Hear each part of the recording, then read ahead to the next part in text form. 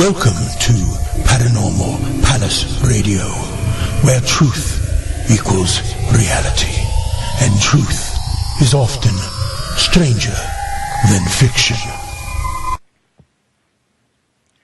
Hello everyone, welcome to Paranormal Palace Radio. This is your host, Royce the Redneck Radio Man, and joining me today is going to be author Diana Cooper. And in fact, I think she's also a wisdom teacher and a spiritual teacher as well. And we're going to talk about her new book, Transition to the Golden Age in 2032. But she would also like to tell us a little something about her Circles of Wisdom conference. Was a conference and a tour that's coming up in the near future. I don't have the exact date of that down, but she'll be able to tell us. And if you look below the chat room, you'll see her picture and her the description with a link to her site and a link to the tour, so y'all can check those out. And before we get started real quick, I want to remind everybody, especially since not everyone's listening at the site, that the call-in number is 832-632-7904. And also want to let everybody know that her site is www.dianacooper.com. And you can also come to my site to listen to the show live and join chat. Membership is free, and it lets you into the chat room. It's www.paranormalpalace.com. So, Diana, how are you doing today? I am doing really well. It's really nice to talk to you. Well, it's really nice to talk to you and have you on the show. I think I've seen your website on more than one occasion there, and this here book, it's only one out of many you have, isn't that correct? Yes, I've got 19 books and 4 children's books, so yes, quite a lot that I've been doing. Yeah, and when I was at your website looking at your children's books, I noticed they weren't your ordinary run-of-the-mill children's nursery rhymes or nursery tales like The Cat in the Hat. No, these are more geared toward entertainment as well as spirituality at the same time, weren't they? They're all designed to empower children as well as to help them, and to help them understand that there are realms beyond our physical realm from which they can get help. So they will help connect children to their guardian angels and tell them what they can do, but all set in beautiful stories. This little girl called Tara, she finds life very difficult. She's ungrounded. She can't make friends and get on with her parents. She somehow never says the right thing, and then, which comes out as being rude. And then her grandmother gives her a little grey kitten, and she finds that she can telepathically communicate with this very wise cat. And he helps her to make friends, tells her what to say, helps her to understand how people are feeling, and to deal with lots of tricky and difficult situations. And then in one of the books, he takes her to meet the elementals, and she connects with the fairies and with the elves and all of the other elementals. And they work together to help nature. They help a tree that's been condemned and is going to be taken down for a road. And they work together. And the aim is to show children that they can do something. And in the Tara Meets the Unicorns, there she and the unicorn help to empower a child who's being bullied. And they also help the bully. And in doing so, they help to bring the community together. And they focus on something that they're all going to do together. And it's really wonderful the way children read it and they feel that they can make a difference.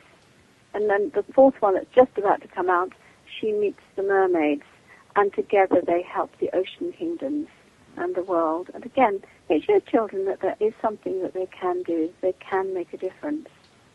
And that there are so many very sensitive children around now who are incarnating for this experience during the transition to the new golden age.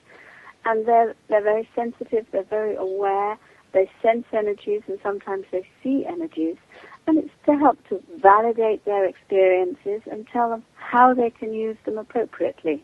Right. Now, on that, would you be referring to what they call indigo children?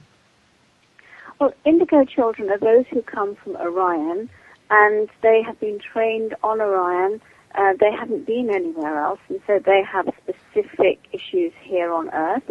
And the crystal children are another level of those from Orion.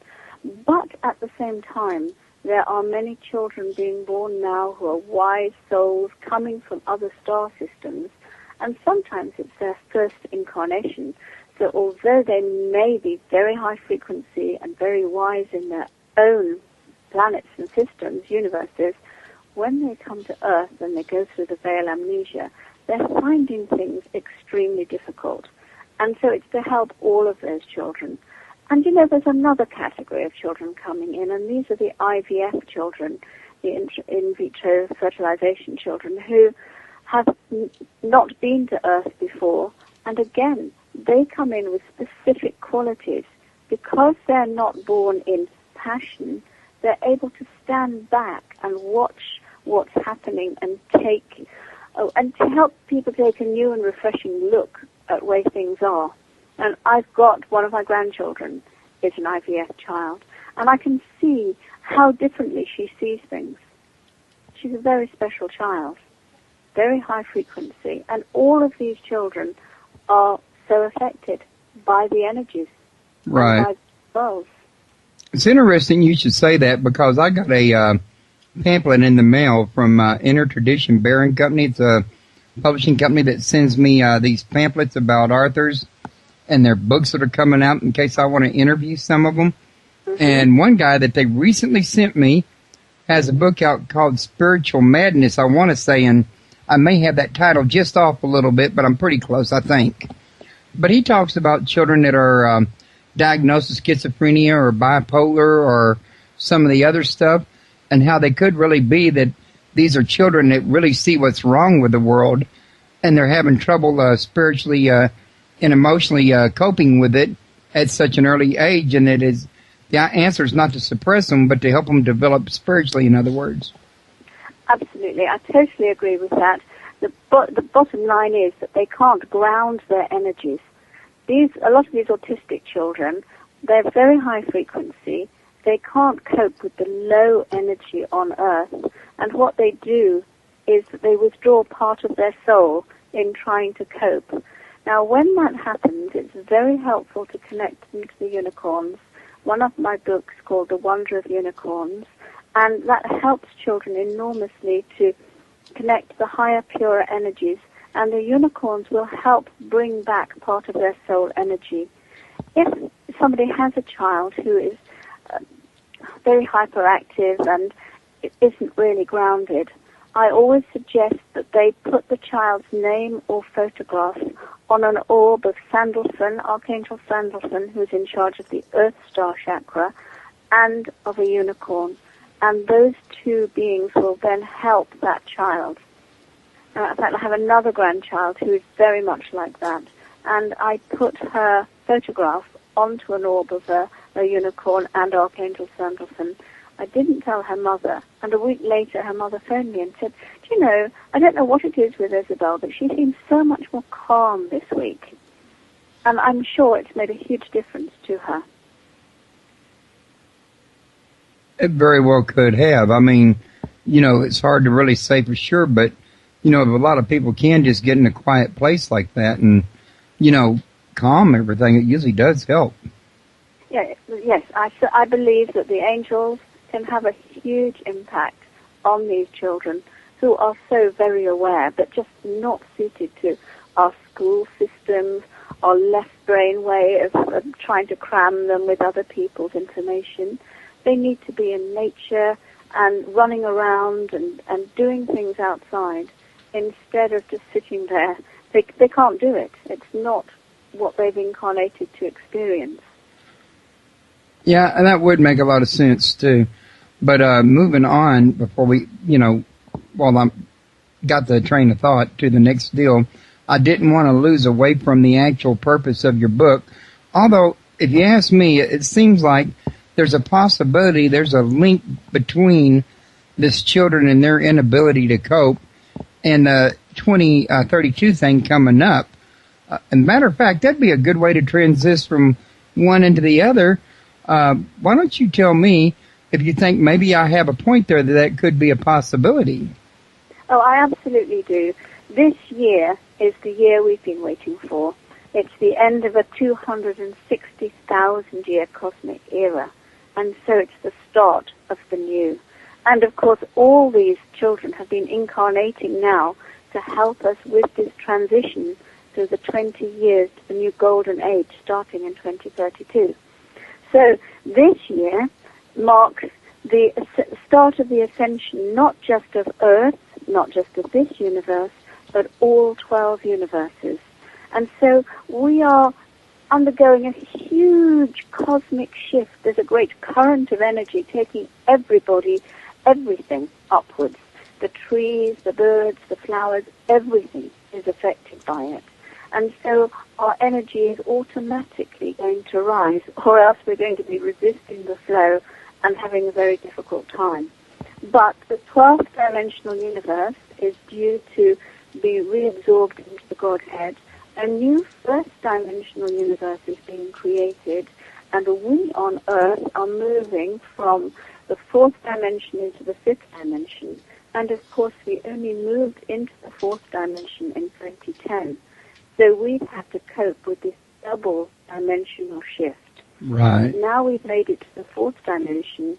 We have just 20 years to move fully into the 5th dimension. And we have been 3rd dimensional because we are the solar plexus of this universe. Now, our solar plexus is where we take in fear, and then we have to transmute it into wisdom or peace or something else. And so Earth is taking in all the fear everywhere in the universe and having to transmute it. And the other fact that's held us back is that we have free will. And that so many beings have come here to experience free will, and then when they've got here, their vibration has gone down. And we have to clear all that. And of course, at the moment, all these billions of souls, I think we've reached 7 billion, are coming to Earth right now under special dispensation, so they have the opportunity of clearing their karma. Once they get through the veil of amnesia, though, they forget what they're doing, but they all have this special dispensation right now. And so this is another reason why Earth is attracting all this help from absolutely everywhere.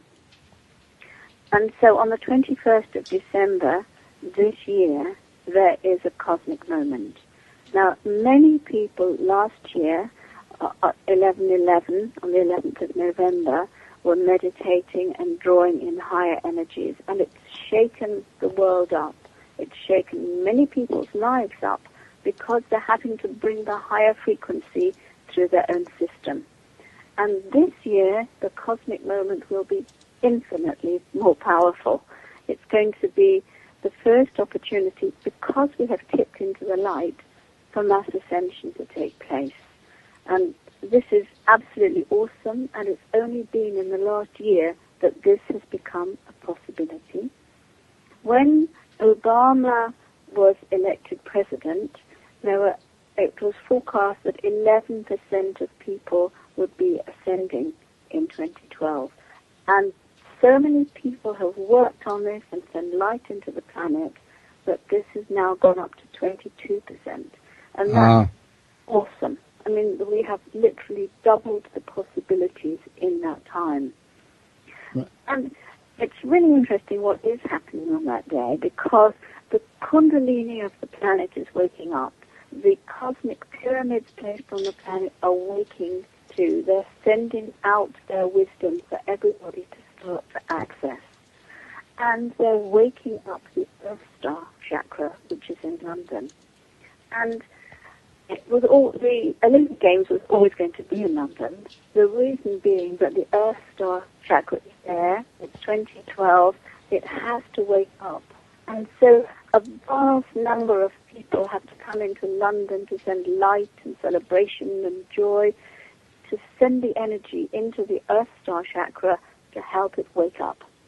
So on the 21st of December, it's waking up, and that sends an energy through all the chakras, the 5th dimensional chakras on the planet, the 12 planetary chakras. They are waking up too. And there is an impact on this, because when it reaches Glastonbury on that day, that's the heart center of the planet. Glastonbury is connecting with Venus, the cosmic heart. In turn, Venus is going to light up all the crystal pyramids from the dome of Atlantis that have now been spread around the universe into strategic positions. And the story is completely awesome because that means they will all be linked and lit up with love. They will all turn and focus their energy onto Earth, onto the center of Earth, the seventh dimensional chakra called Hollow Earth in the center of our planet, and it's going to wake up the wisdom within Earth so that more and more people can access it. And then over the transition, the next 20 years to the new golden age, all of the energy of these pyramids is being exchanged with all the planets and galaxies in this universe until in 2032 they will all become fifth dimensional and the shift will have taken place. And people who cannot manage that energy by that time will take a decision to move to another plane of existence for their continuing experience. So we have got an awesome spiritual opportunity over the next 20 years. And in my seminars in America when I come in June, I will be helping people to connect with the energies because you can hear it, and that's one thing. But to connect with all these energies actually changes you at a cellular level. More people will have the opportunity to wear the Metatron cloak, and because I wear it in my energy systems, I can help people to connect with it, and I can pass it by harmonic transfer to people. This means that they can connect with Metatron, that they can help people on the ascension path. It means that they become lights to help many other people to move into ascension, as well as accelerating their own ascension and making sure that their own 12 fifth-dimensional chakras remain open. And I will also be able to connect people to the gold and silver cloak, which is the cloak of perfect balance. And it means that we can balance our energy right up into the seventh dimension, the angelic realms, and down into Hollow Earth, which is seventh dimensional, and we can then radiate out an energy that is magnetic to draw in what we want into our lives. So people who do that have the possibility of drawing in the perfect job, of drawing in the perfect partner, the perfect house that they want. They literally become magnetic to their own good. And I think this is a really, really important thing that people can take forward and help them in the to the new golden age. Can I just say something else? Sure. Which that for the first time at the cosmic moment, people are going to have the opportunity to experience true happiness for the rest of their lives.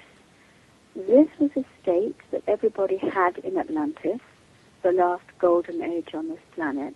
But as people's chakras got switched off, their lights also dimmed and became switched off. And one reason people haven't been able to experience mass ascension and happiness is because we have sent a lot of junk out into the space around your Earth. We've sent satellites, we've sent spaceships. All of them were made with third-dimensional consciousness. If you have something third-dimensional, it attracts third-dimensional stuff to it.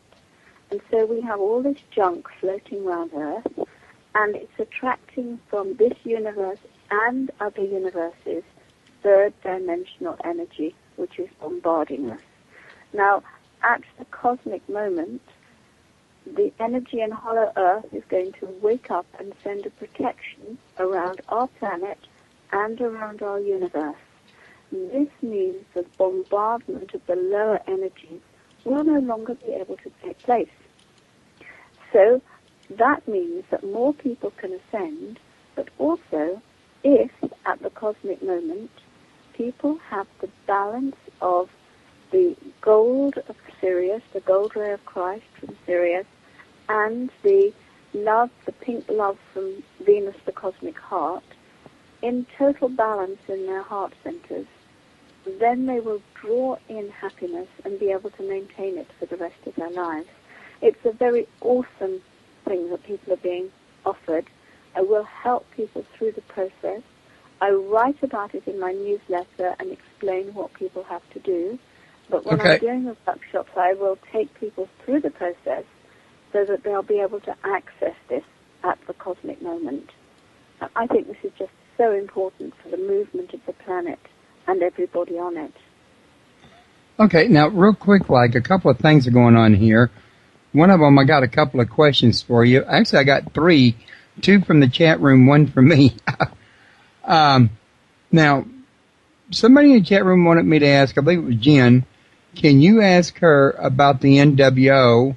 Will it happen to be the perfect happy world? Okay, now you're already saying it's going to end up being a happy world, so I'm guessing she means after the NWO, I'm assuming. I'm not sure how that question meant. It just says, can you ask her about the NWR, question mark.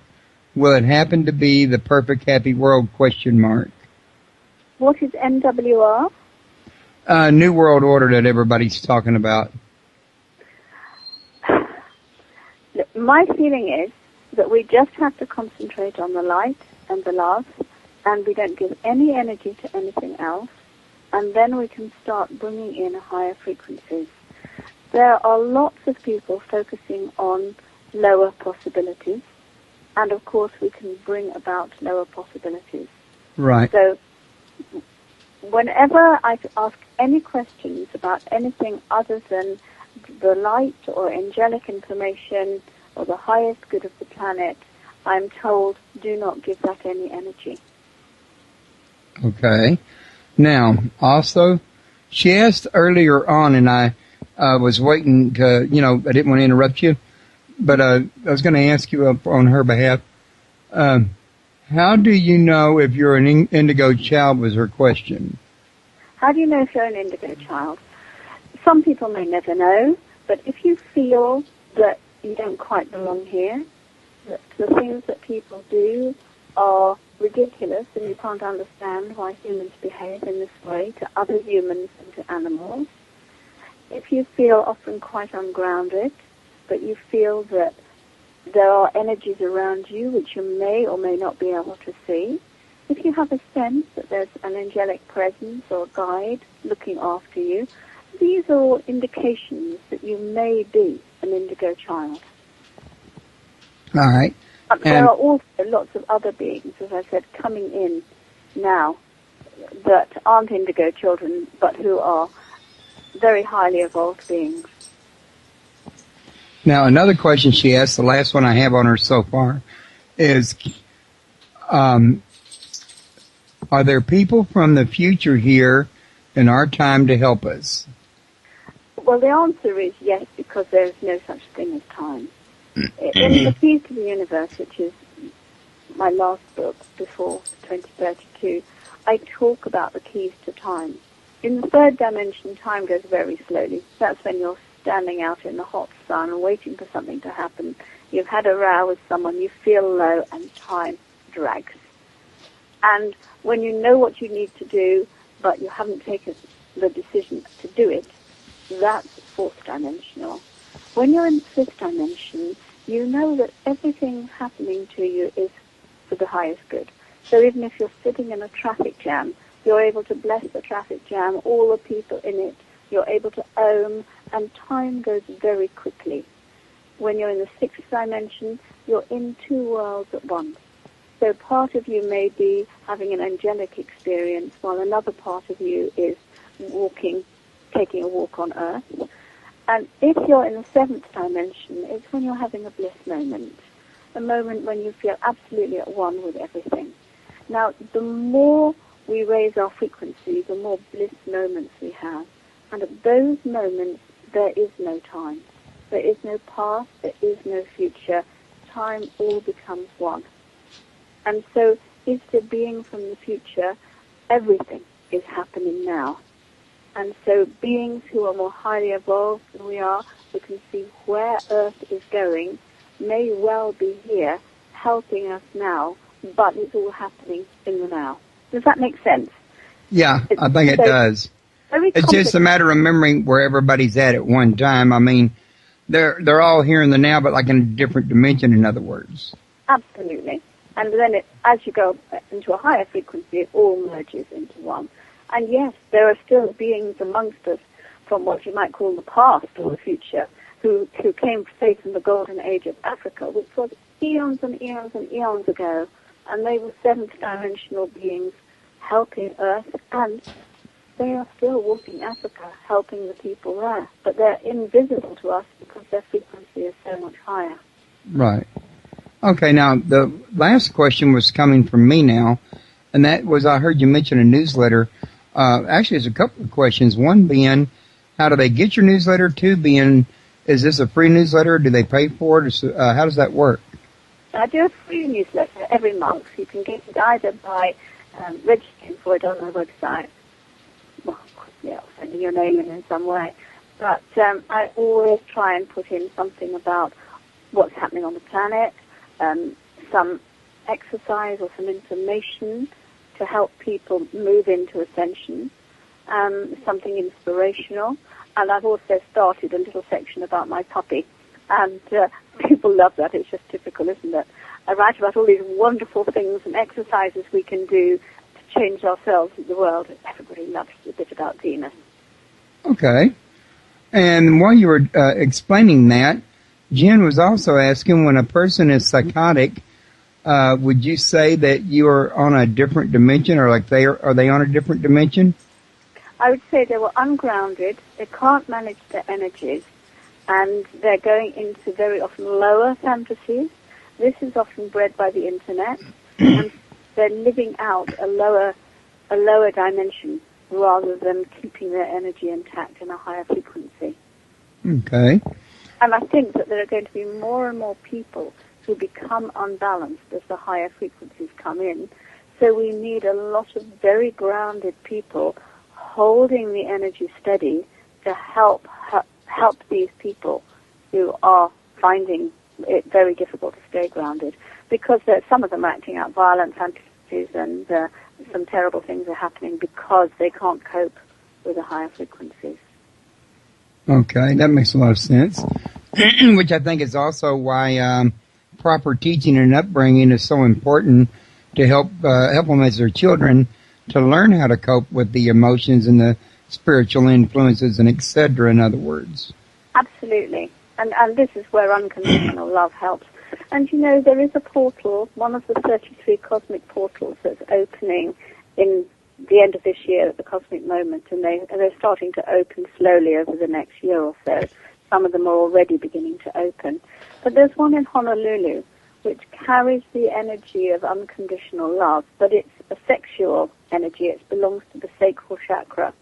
And what it's doing is helping to raise the frequency of people, and especially teenagers, so that they can make more wise choices about partnerships and about their sexuality. And as it raises the frequency of sexuality, it means that by 2032, AIDS will be overcome on the planet. We will no longer have people who have the frequency that allows AIDS to come in. And so that's going to make a big difference. It also, this pink energy that's coming through the portal of Honolulu, is helping people to get their families' situations right. You know, so many people, they go off to some other country or to a different state because they feel tied to their family and they're trying to escape. Well, the new energy coming in will dissolve all those cords that hold people back, and will enable people to connect at a higher level within their families, so they can express themselves and be themselves and still feel that they belong. And so that's going to also make a huge difference, and will help the children. The thing is that this will help the children of the next generation, because their parents will have made wise choices of relationships, so that when the children are born, they will be in much more stable relationships. Okay, that makes a lot of sense. Now, also, there's this Circle of Wisdom conference you have coming up, tour. Does that have any relation or link to the book, Transition to the Golden Age of 2032? In the Circles of Wisdom in Massachusetts and in New Jersey and in Maine, I will be doing seminars, and I will be talking about angel orbs, but I will also be helping people through the transition, how angels can help you to go through the transition.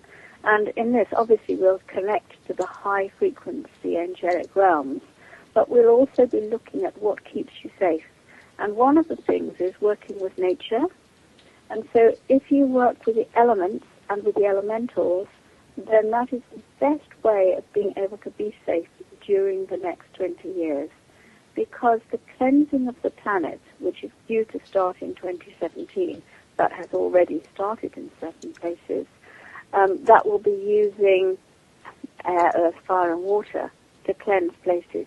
And every single dark place on the planet must be made pure by 2032.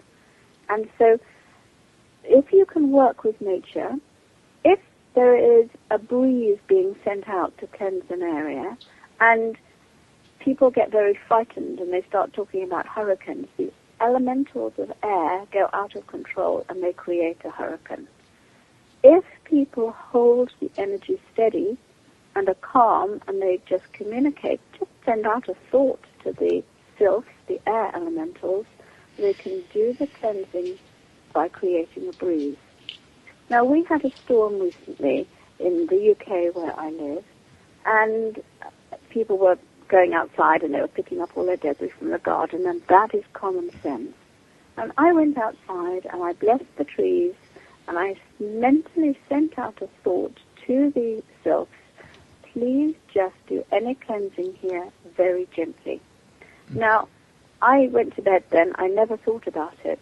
My garden was untouched, but almost every garden in the area lost trees, lost fences, because they didn't send out that energy of calm to the sylphs.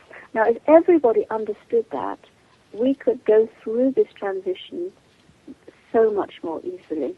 And it works the same with water. We've recently, as you know, had cleansing, and one of them was Japan. And the tsunami that came in was cleansing both ancient karma from the land in Japan and also modern karma in the form of the way they've treated the dolphins, the whales, and their fishing. And so that was all being cleared, though it hasn't been completed. And one of the aftermaths of that was a 4-foot wave that went to Hawaii and hit Hawaii. Now, what Spirit said, or what my guide Kimika said, was that there are enough people on Hawaii who understand the way the elementals and the elements work, and they should have spoken to the elements of the water and asked them to go round the island, in which case there would have been no damage at all. But they didn't do that. And as a result, Hawaii was hit by this 4-foot wave, but that could have been prevented. And the message I give in my book is, everything can be changed. We have all these forecasts of apocalypse, of doom and gloom, and we may create it, but we don't have to. There was a terrible earthquake in Haiti, and that was created by ancient black magic blocking the ley lines. And the angels decreed it was time to clear the ley lines. And they sent fast frequency energy down the ley lines, and that created an earthquake. But it didn't have to happen. If enough people had sent light into that area beforehand, they could have gently cleared the ley lines. And so my book is full of forecasts for the world and the different countries and different places in the countries. But none of those things need to happen because we can change it all. And we can know that when we do change it. So when is this conference and tour coming up? And I didn't mean to talk over you. You kind of paused, and I thought you had, found a briefing point there. I apologize. Okay, then that's fine. I am in New Hampshire from the 21st of June. I'm doing angel orbs in how the angels help you through the transition. And then I'm doing becoming an enlightened ascended master. You see, now, for the first time since Atlantis, we have the opportunity to become an enlightened ascended master in this lifetime. And on that workshop, it's very experiential and giving people the keys so that they can become an enlightened ascended master. And then I'm again doing the keys to the New Golden Age, helping people become an ascended master in Vermont. And then I'm going to Nutley, and then I'm going to Voorhees, and then I'll be going to Maine, Freeport in Maine, and I'll be doing the workshops there, including the Angel Orbs one, which I always find absolutely fascinating, because the angels are, when they appear as orbs, still continue to carry their angelic energy, and just by looking at it and understanding the energy of that orb, you can transform something huge in your consciousness. I have one orb that I show people, which is of Archangel Raphael with one of the Lords of Karma. And the Lord of Karma is bringing your karma forward, and Raphael is healing it. So just looking at that orb is shifting things inside people's consciousness. And I have so many different ones, which I find just absolutely amazing. And as I've written 2 books on orbs, Ascension through Orbs and Enlightenment through Orbs. And I think that was one of the most exciting times of my life, when Spirit came in and they said to me, and this woman I had just met at that time, we want you to write a book about orbs. And we looked at each other and said, but we don't know anything about orbs. And they said they would take us through a training program. And I must have worked 12, 14 hours a day as they made us translate every orb that we were sent, and told us how you could work with them and how you could tell what an orb was and what the message of the orb was. And it was just so awesome and so exciting. Right. Have you seen orbs? No, I have not. I mean, other than the orbs that people think are ghosts, like when my father died, I was at his funeral, and they were taking pictures, and when I got one of the pictures, there was an orb in the picture, but that's not the same kind of orb you're referring to. Well, it may be. What you might have had, I don't know. What color was it? White. It was white. So it was almost certainly an angel, possibly bringing your father's spirit to the funeral. But some of the orbs are absolutely amazing. And of course, as I say, an orb is the 6th-dimensional light body of an angelic being. And so it still continues to radiate that after it's been photographed or printed out. And that's why it can make such a difference to people. Oh, okay. I see what you're saying. Now, I was going to also ask you if you've got any other things going on. Now, for one thing, and I almost missed this, I heard you say Maine. That's here in America, am I correct? That's right, yes. So you will be traveling to America? Yeah, in June. I'm coming, June.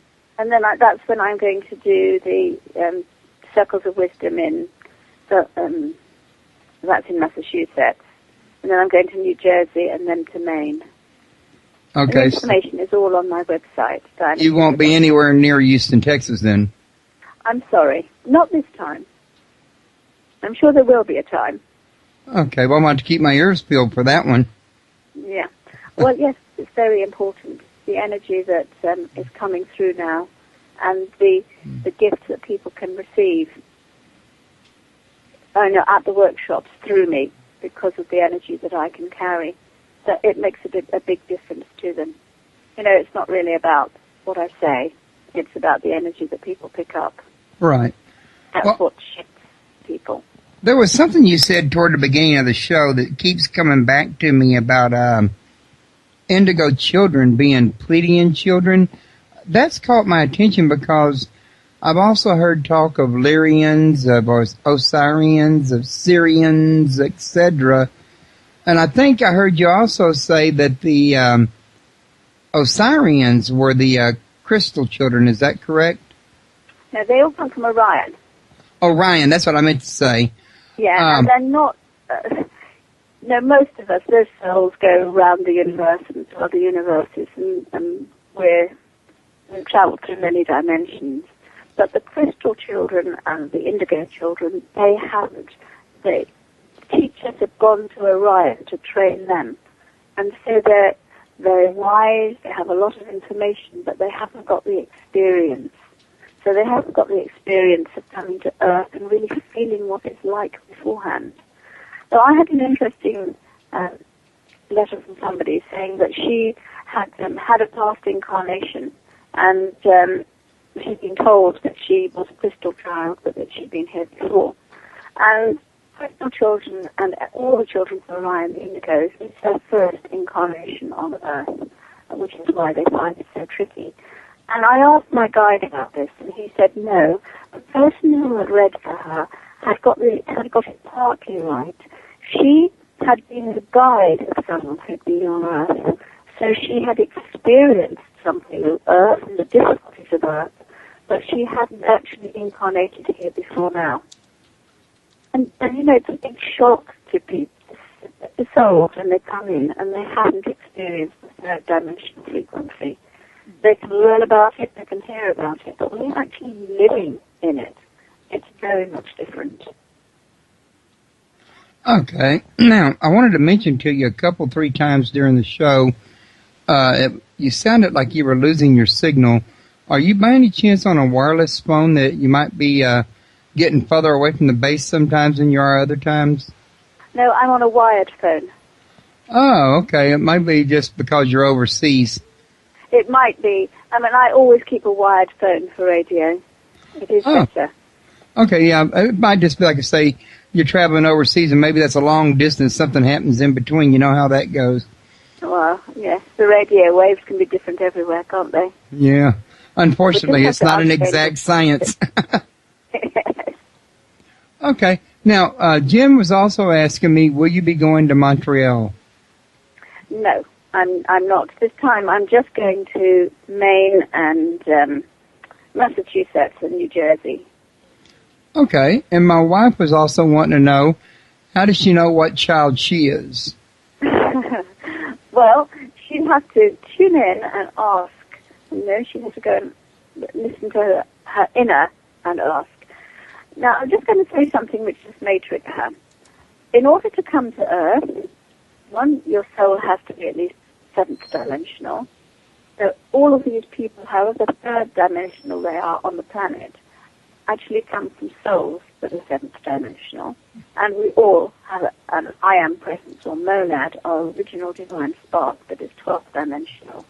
This means we are multi-dimensional beings. And many of us have been in many, many different places too. And when we come here, we forget it. But we all have to step down to Earth through either Sirius, and those are the people who are bringing the new spiritual technology of the future forward. All these children, and you ask your 7-year-old to help you to set your television or your computer. Many of them have been trained in Sirius already, and they understand a lot about the technology. Then there's the beings from Orion, and these are like the indigo children, the crystal children, very spiritually wise, but they haven't been here, and so they may not be savvy about what Earth is about. Right.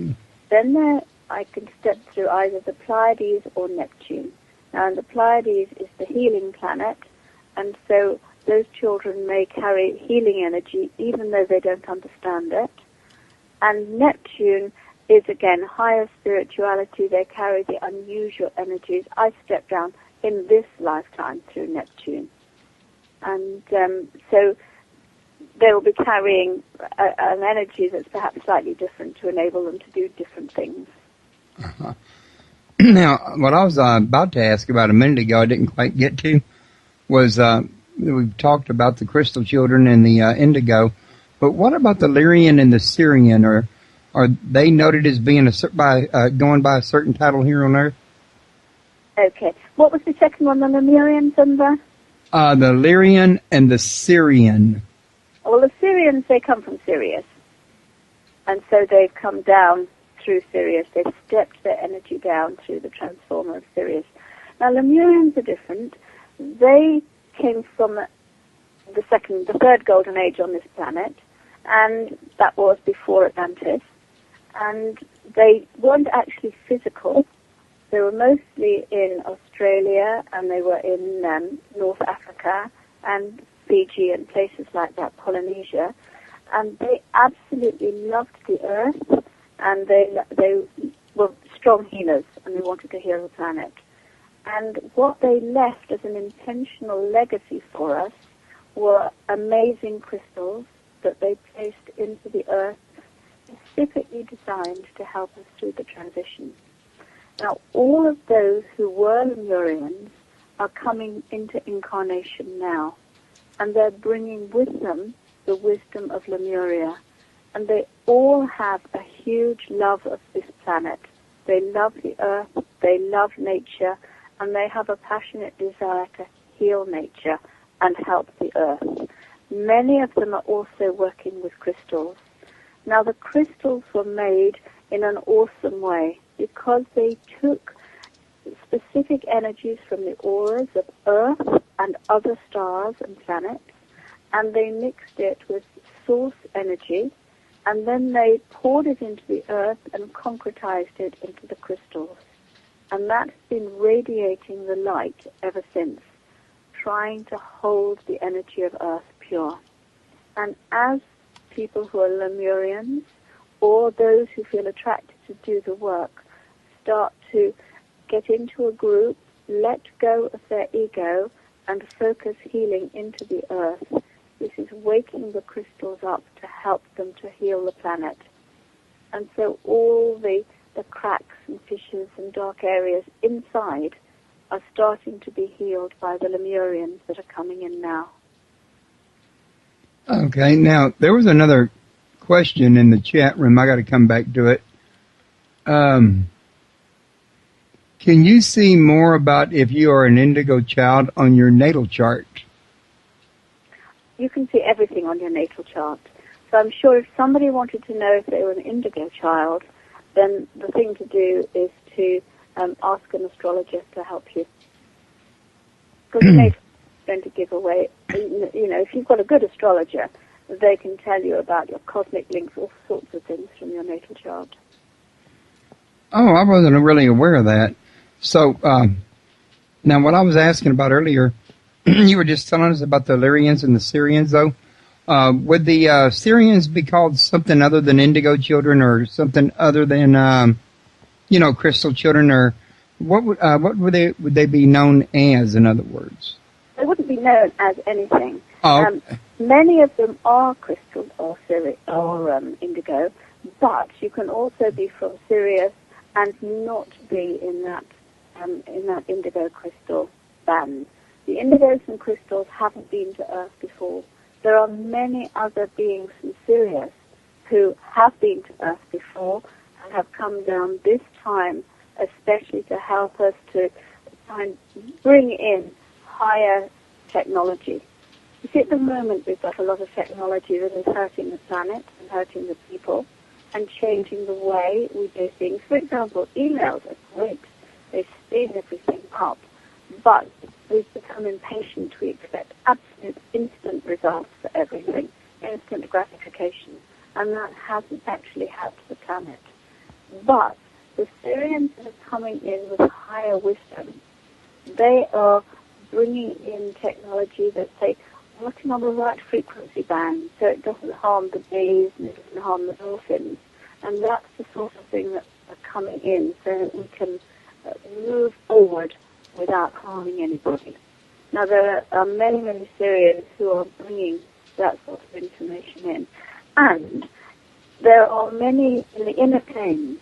There are many schools and universities around Syria that people can access in their sleep.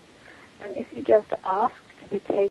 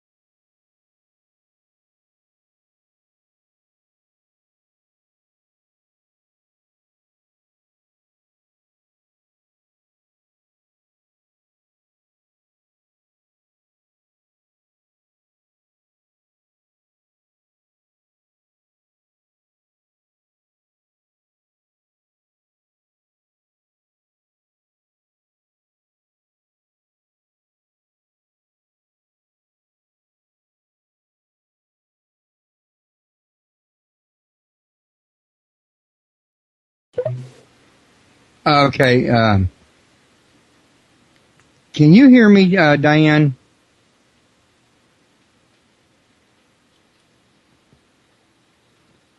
Uh-oh.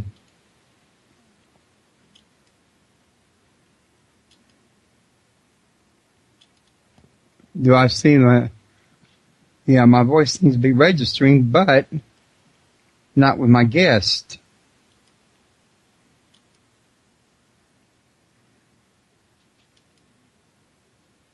Hello?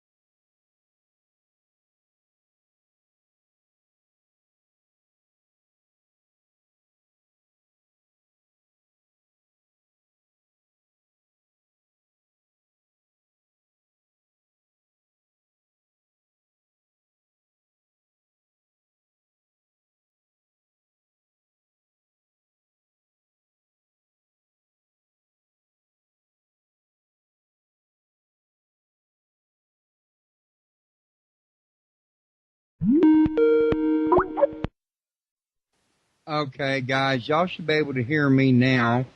And if you give me one moment, I'll try to reconnect Diana.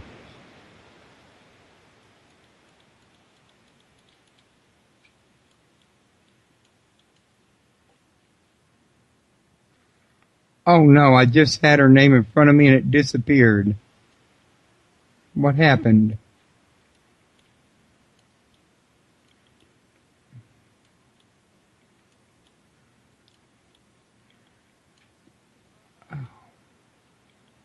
Well, that shouldn't have happened. Bear with me, I'm going down my list again. I don't know why her name was in front of me and then disappeared, but it did.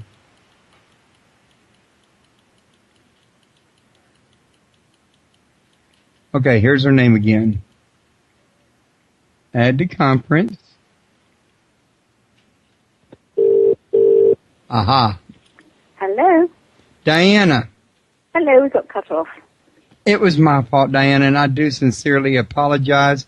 That's all right. Well, you were talking, we had a call come in, and I tried to take that call and put her on hold, and when I did, I accidentally disconnected both of us. Okay. Caller, would you like to try to call back in, and I will try to be a little more careful this time. I take calls all the time, believe it or not, but I guess I'm just off thumbs today or something. Doesn't matter. I'm sure that it was divinely guided, as all things are. I wondered if you'd like me to say something about the cosmic portals opening in America. Yeah, I think that'd be a great idea while we're waiting for her to call. Yeah, because, there are cosmic portals opening throughout the world, 33 of them, and they are bringing in the Christ light, which is unconditional love, plus the light of the 12 rays and the silver ray. And so there are 6 of them in America, and they will profoundly affect the areas and the whole world eventually. And there's one that is opening up, which is carrying the wisdom of Atlantis. It's in the Atlantic Ocean, and it's going to help people and animals to ascend. And then there's another one in Hawaii, which is a Lemurian portal, and it's going to activate the great crystal of Lemuria, and bringing with it Lemurian healing, which we were just talking about earlier, and a love of nature and a desire to heal the planet. So those two are going to start opening later this year. Then America is unique in that it has a portal into Hollow Earth, and this is the main entry at the moment into the seventh dimensional center of Earth, and it will affect all the ley lines. This covers Oklahoma, Kansas, Nebraska, South Dakota, and North Dakota. And it's going to have a higher angelic energy coming in through there. Now, there may be earth changes and some problems there with weather and things as it moves and shifts and opens, but there will be huge energies coming in. For example, the seraphim, who are the very highest frequency, fastest frequency of the angelic realms, they are going to come in and they're going to touch people in South Dakota and help them and literally touch their hearts. And this is an awesome thing to happen. Then Sedona, of course, is a vast portal, and one of the pyramids from Atlantis was placed over there, from the dome of Atlantis, was placed over Sedona to keep the energy pure there after Atlantis. And that is holding Native American wisdom and is going to start spreading it so that people feel an understanding with the land and their own heritage and help bring community about and oneness. Then there's the Bermuda Triangle, which is interesting because that's where the great crystal of Atlantis fell. And in ancient times, when somebody went into that, if they wanted to open that portal, because the great crystal was also a portal, if they needed to open that portal, anything within that Bermuda Triangle would go through a rapid interdimensional shift and it would disappear. Now, they open the portal more frequently, but it doesn't have so much impact on us because the energy of the planet has risen. And that, of course, contains a lot of the energy from Atlantis, too. And then there's in Alaska, which carries a lot of Christ light and will affect the whole country when it brings in a higher energy because it's very pure there. Now, those are cosmic portals, but also Yellowstone is a vast portal, and it's a portal for nature, and we're told that it will not erupt before the end of the transition, so not before 2032, after which it may do so, but we will have energies to prevent the damage by that time. And the Grand Canyon is also a vast portal, and that's connected to the Pleiades, and so it brings in healing, and it's going to, when it opens, it will bring a lot more healing in for the land. And in fact, we have been sent orbs taken in the Grand Canyon area and around Arizona with the Pleiadians in them, with the beautiful blue energies that they're bringing through. So there is a lot of very, very good things happening in the States as the portals open. Because throughout the whole world, there are portals opening. And for example, in China, where they have been told there's no such thing as spirit, they have been closed down. Every single portal and sacred site has been closed. And as they start to open in the end of this year, people are going to start waking up and seeing spirit and being aware of angels. And that's going to be very frightening for people who've been told they don't exist. Right. So they're going to need a lot of help again. It sounds like it. Now, I was also going to mention to you that that caller called back in, and this time I got her on the line with us without accidentally disconnecting us. Caller, are you ready? Yes, sir. Could you hear me? Yes, ma'am. I can just hear you. Perfect. Hello, anyway. Hi, how are you? I'm well. How are you? I'm great. All good. I have a few questions, if you don't mind. Perfect. Okay, first, it's Hollow Earth. Hollow Earth, yes.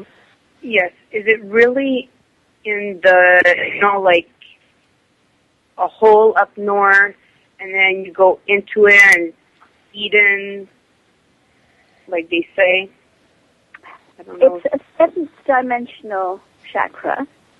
It's the original Garden of Eden, Now, when we talk about a seventh dimensional place, we mean that it's at a different frequency. So it can be like the center of a pyramid, solid stone, but in the third dimension it's stone and you can't move through it. In the seventh dimension, it's as if that stone disappears and you are entering it in your spirit body at a higher frequency. Does that make sense?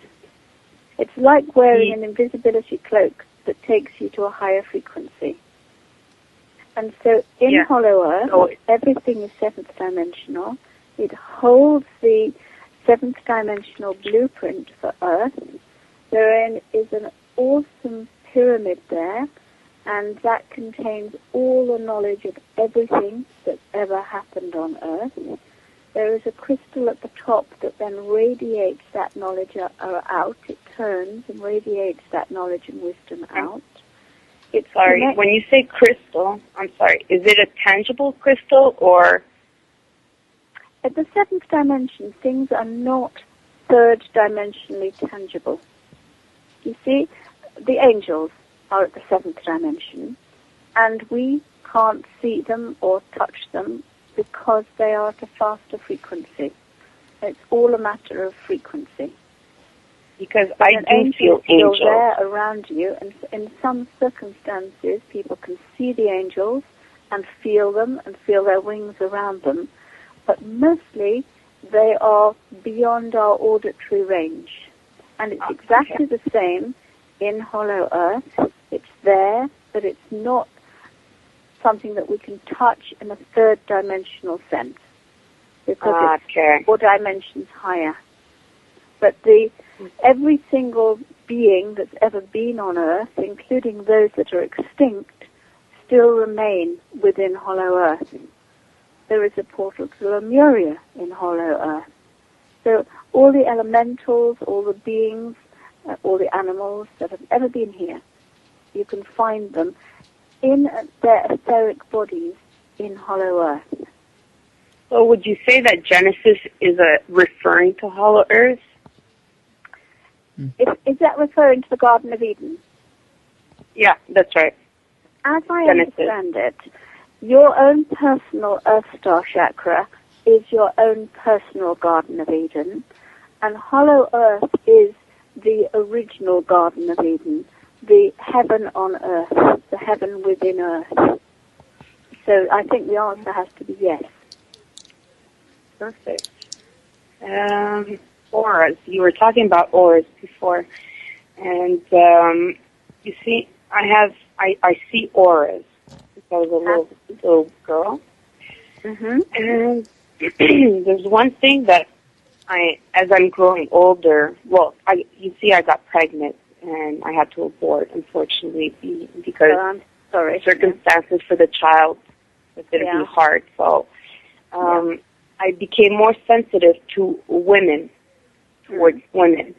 And when I see a woman pass by and she has no belly, she has no belly bump, like baby bump, I just see this silver aura, and I know that she's pregnant. Right. Silver, would you say that silver is the correct aura that I'm seeing, or is it more of a, I don't know, star? I don't think there's anything such as correct. I think that you see what you see. Silver is the light of the divine feminine, so it would be a very logical color to see. If it was silver blue, it would be Mother Mary's energy with the divine feminine, because as soon as somebody is pregnant, Mother Mary's energy comes in to help protect her and the child. And in fact, when a child is born, they're always surrounded by Mary energy. And if the mother is, or the mother is always surrounded, and if the baby is taken away for any reason, you should surround the baby in that light. Now, as you're very sensitive and you're waking up to seeing these colors, that's something you can do to help people. Send that blue Mary energy to the babies. Wow, very helpful. Thank you. Good. You were talking also about the grand portals. I was talking about cosmic portals and cosmic also portals, a couple of other ones in the States. That's right. And I was wondering, like you said, the Grand Canyon, Alaska, the Bermuda Triangle. I'm sorry, I'm partly French. South Dakota. I was wondering, if I would want to be in that area for those present for the portals, would I literally have to move there, or will it come out and shine upon everybody? I'm not sure I heard everything there, but the portals are very special places. The energy in them is usually very beautiful, and it might sometimes be quite hard to cope with that level of energy. However, if we are all ascending and we're all offering ourselves to do the highest good for the planet, then we must trust our angels and guides to make sure that we are in the perfect place that we're meant to be at any given time. You see, it's about, if you're wanting to ascend, then you're in service. And so it's about saying, not, I want to be somewhere that I want to be, but where can I best be to help everybody? And so I think that if you do that, then your guides and angels will protect you and ensure that you are safe. Okay, and that's the sensation I've been getting since I was a little girl. Good. Well, it sounds like you're really on the right lines. Thank you. And I wanted to know these portals. Well, is there any because I'm from Canada. Right. Is there any in my nation, like in my country? There's a very big one, which is a cosmic portal, the one that carries the Christ light, in Banff. And that, of course, is where Archangel Michael comes through. And so that is an enormous portal, and that affects the whole of Canada and America. Really? Yeah. I mean, America has the effect of Banff, Archangel Michael's portal, but also Mount Shasta in California, that is Archangel Gabriel's portal. And that is where, or retreat, and that's where Gabriel comes in, and also a lot of energy from the Pleiades comes through there. And why wouldn't they be I'm just going to say it, why wouldn't they be in North Korea, in such a place where there's a lot of violence and dictatorship and, where the people are suffering and, where they would need it? Because here we're not a third world country, but why wouldn't they be protecting more people that would need it? I feel like crying. Portals were set eons ago, ages and ages and ages ago. Now, for example, there is a huge portal in Mesopotamia in the Middle East, and it's because the portal is opening that there is unrest in the Middle East, because it's raising the frequency, and people are feeling the rise in frequency, and they don't want to be in the dark anymore. They're looking for light and freedom. And so the portals are where they are, but they affect the areas that they're in. And they may not affect them in the way that we want them to, but they're affecting them in the way to help everybody move towards ascension. Okay. Thank you. And I have another one. I'm sorry. Can I? Yeah, sure. Perfect. Could you tell me a bit about 2012, this year? Well, I've talked already quite a bit about 2012 at the beginning. I'm sorry. I missed the first 3 minutes of the show in the beginning. I'm sorry. Hey, I'll just do a quick resume. 2012, there is a huge cosmic moment, the 21st of December, and that marks the end of a 260,000-year cosmic era. It's the entire end of the civilization of Atlantis. which ended 10,000 years ago, but it's taken 10,000 years to tie up all the loose ends. So that finally ends then. It's the start of the ascension of all 12 universes, including our universe and our planet. It triggers the opening of the 12 fifth-dimensional chakras on this planet. And so as they open, they're starting to take the whole planet up to another level. Now, there are places, for example, in the throat chakra in Luxor, where there is still a lot of very mixed energy. And this, unless it is cleared, will affect communication on the planet. There is another of the crystal skulls of Atlantis is going to be discovered. Now, the Mayan skull was released at the start of the First World War in an effort to try and help Europe not go to war, but it couldn't stop it. And now they're releasing the Incan skull, which was created by Thoth, and it will be found in Peru, but it will not be released to the general public, and people may not even know about it, but its keepers will find it, and so once it's out in physical life again, it means that people can access all the wisdom within it again. And the wisdom is about how everything has a correspondence on Earth. So if an entity is in harmony, everything around it is in harmony.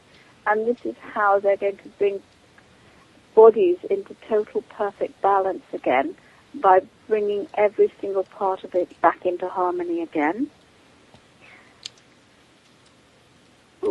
It marks 2012 marks the move into new energies. So we have a 20-year transition to the new golden age. Now this will be the 6th golden age starting in 2032.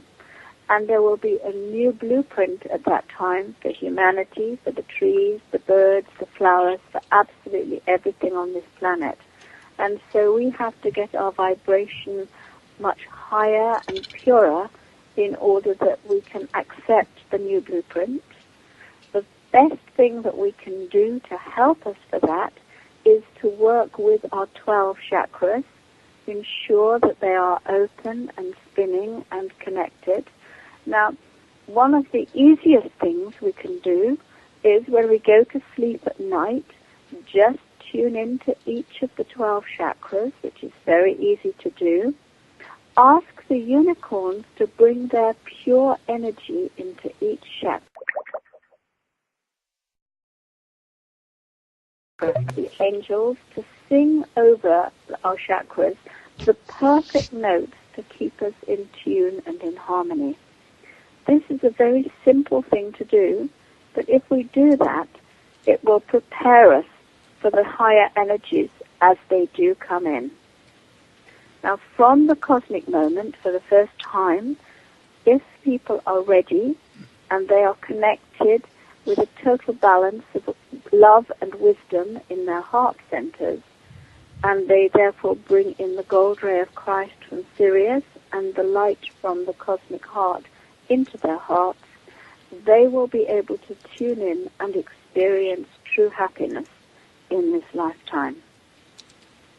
So there are many simple things happening and a great deal more that I haven't had time to talk about. Does that answer your question as a little resume? Yes, ma'am. Yes. May I have one more question? I'm sorry. I'm sorry. She's so interesting. Yes, she is. Yes, she is, yeah. So, Diana, you are a fantastic woman. Thank you. Spirit is very interesting. I'm sorry, I'm quiet because I'm trying to hear you. It's not very easy. Could you hear me now? I can, but it's sort of crackly. I'm sorry, maybe because it's my cell phone? yeah, that might do it, Jen. Sometimes cell phones can, fade in and out. Yeah, interfere. Yeah.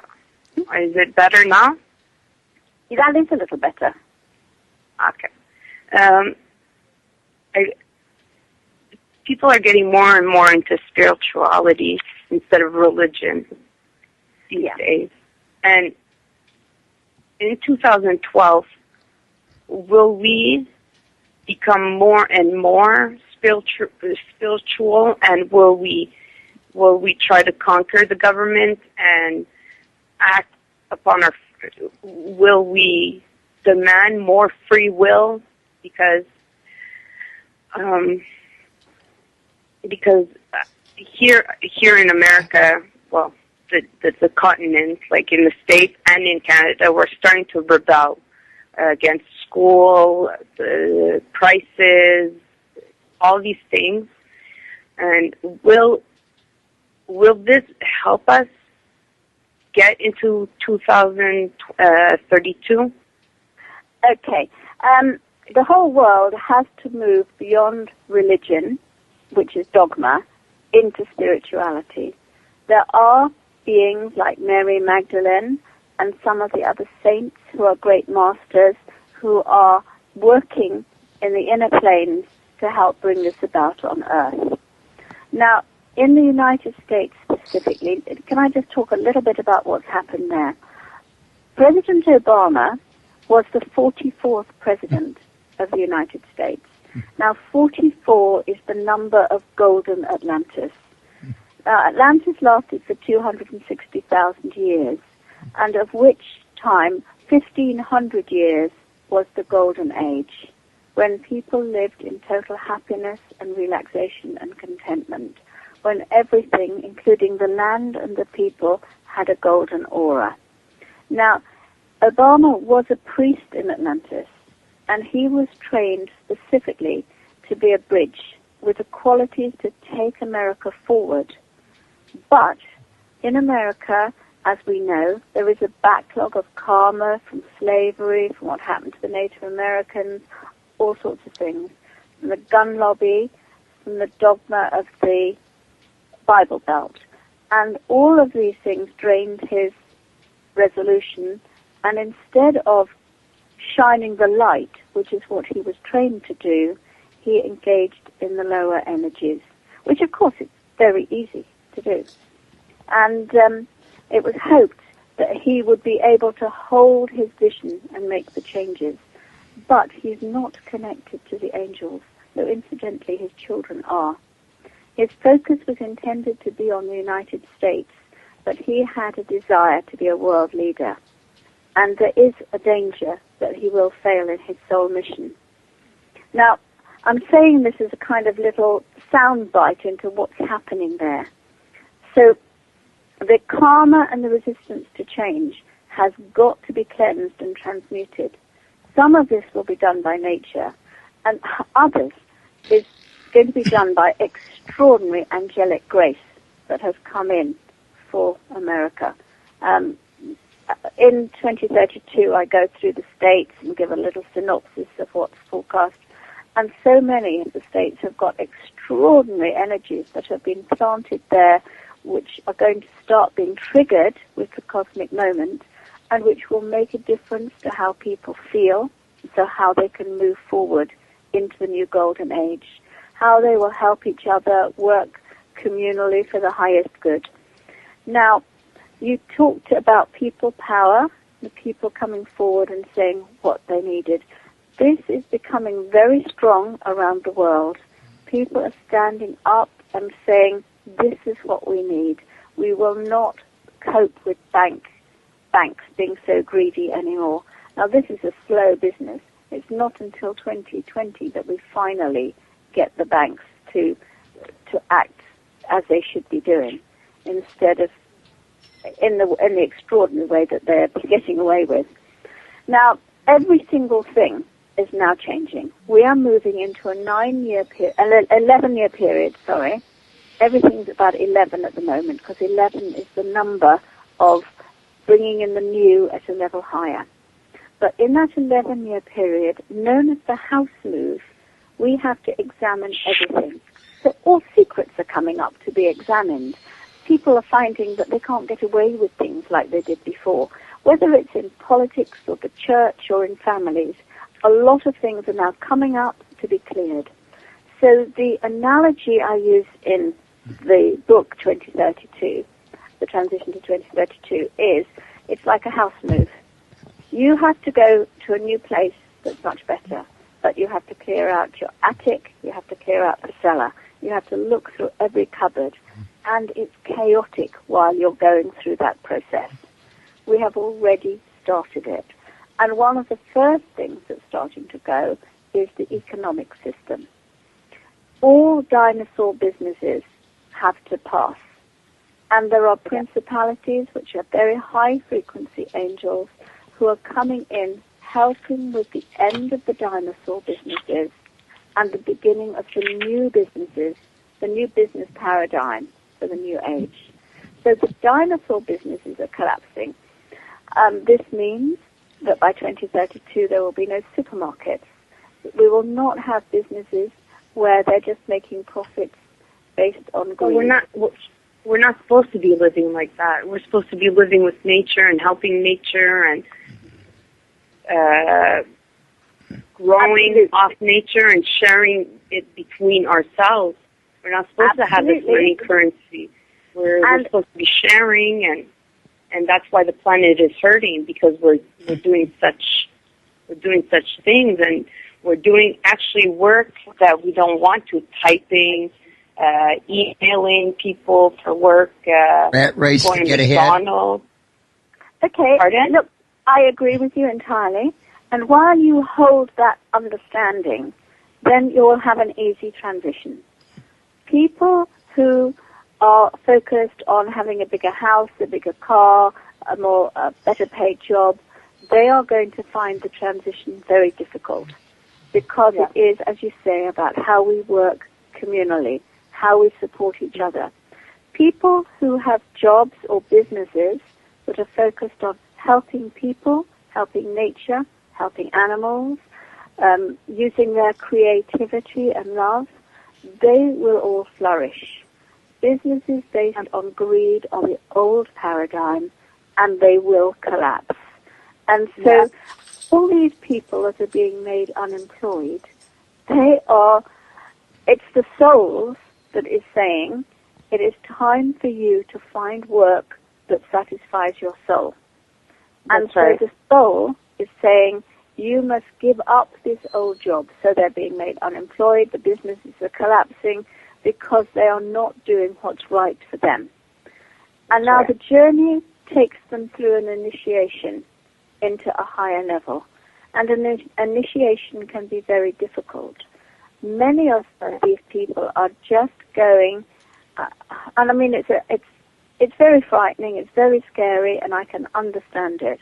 But so many are just trying to get the same job again because they're not listening to their soul.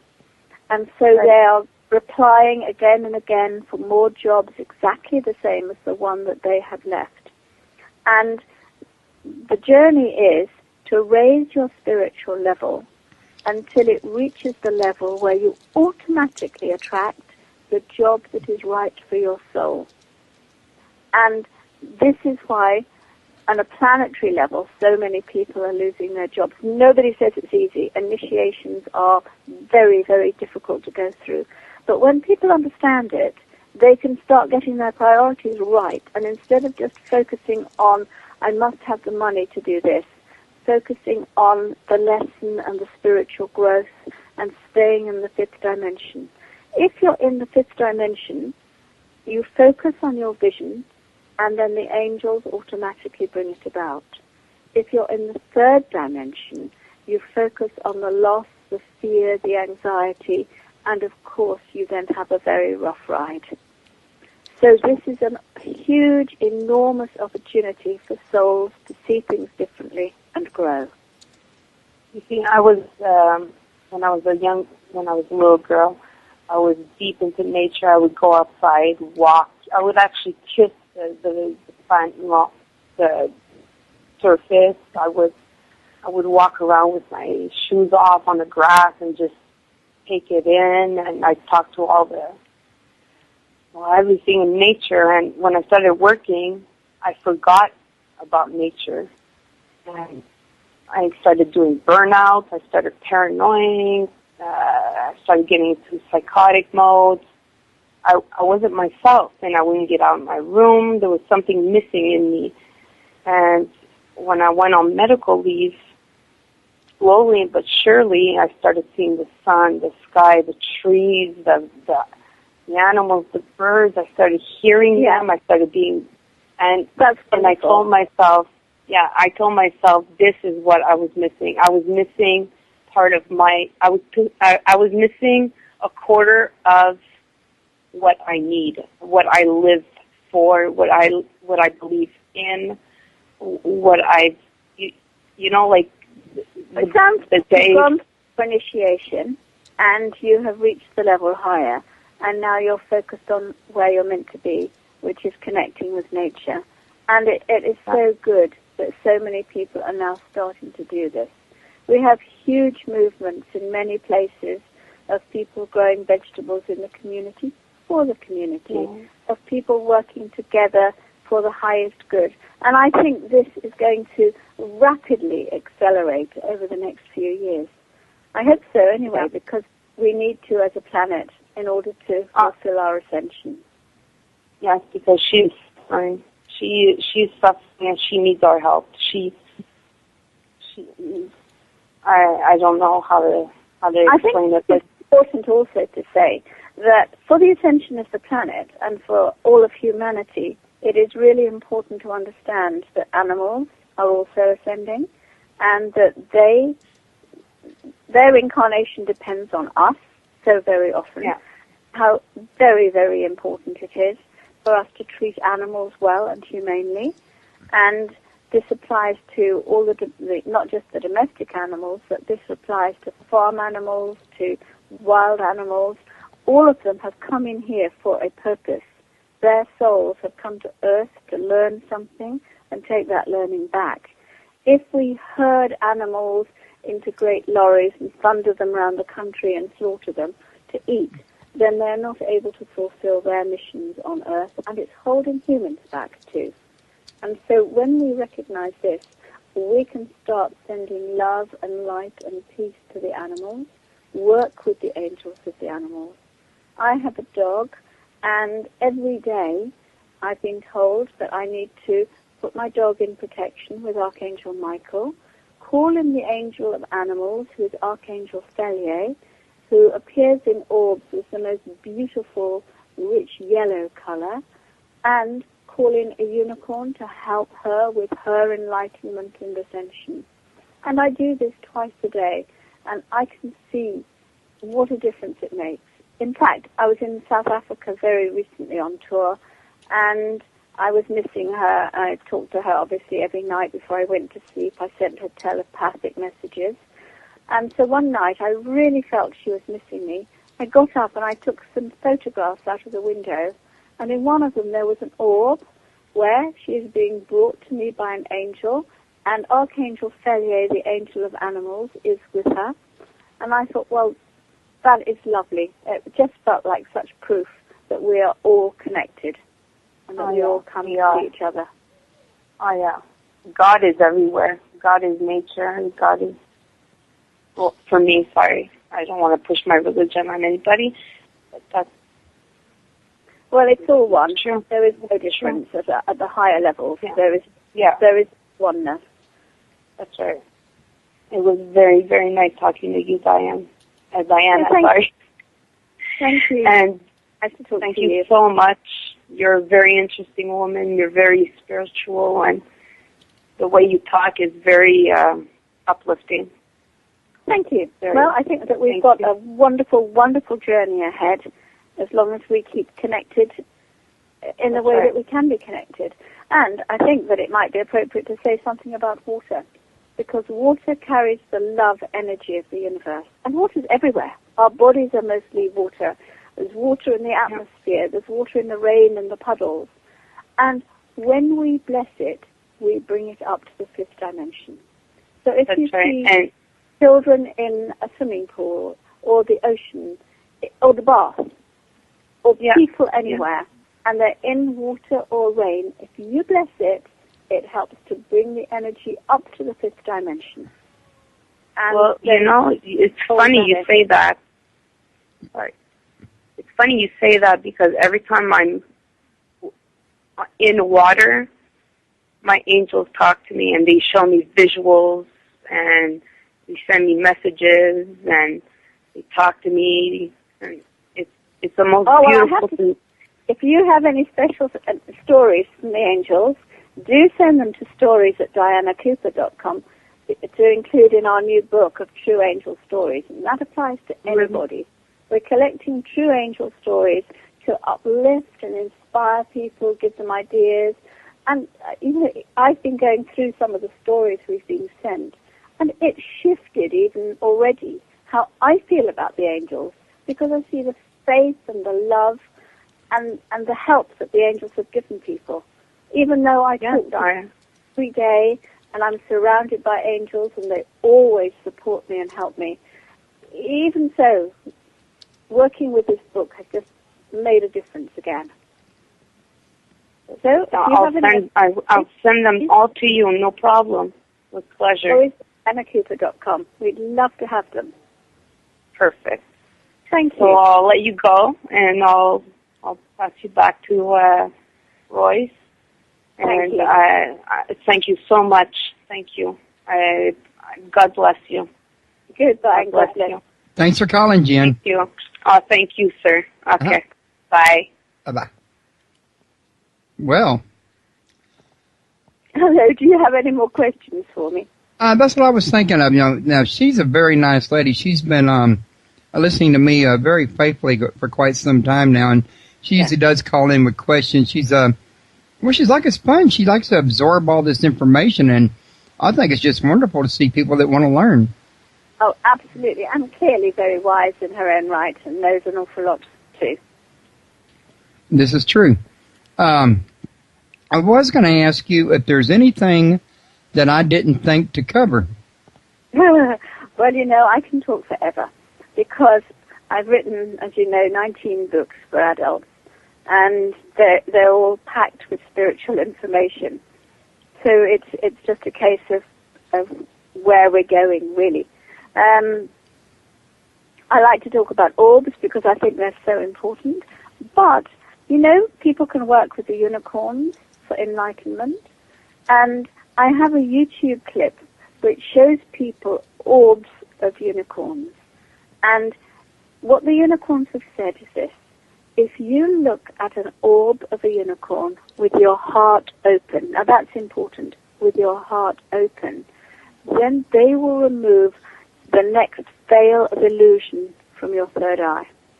So we have 7 veils of illusion, and they will automatically remove the next one if you look at the orb with your heart open.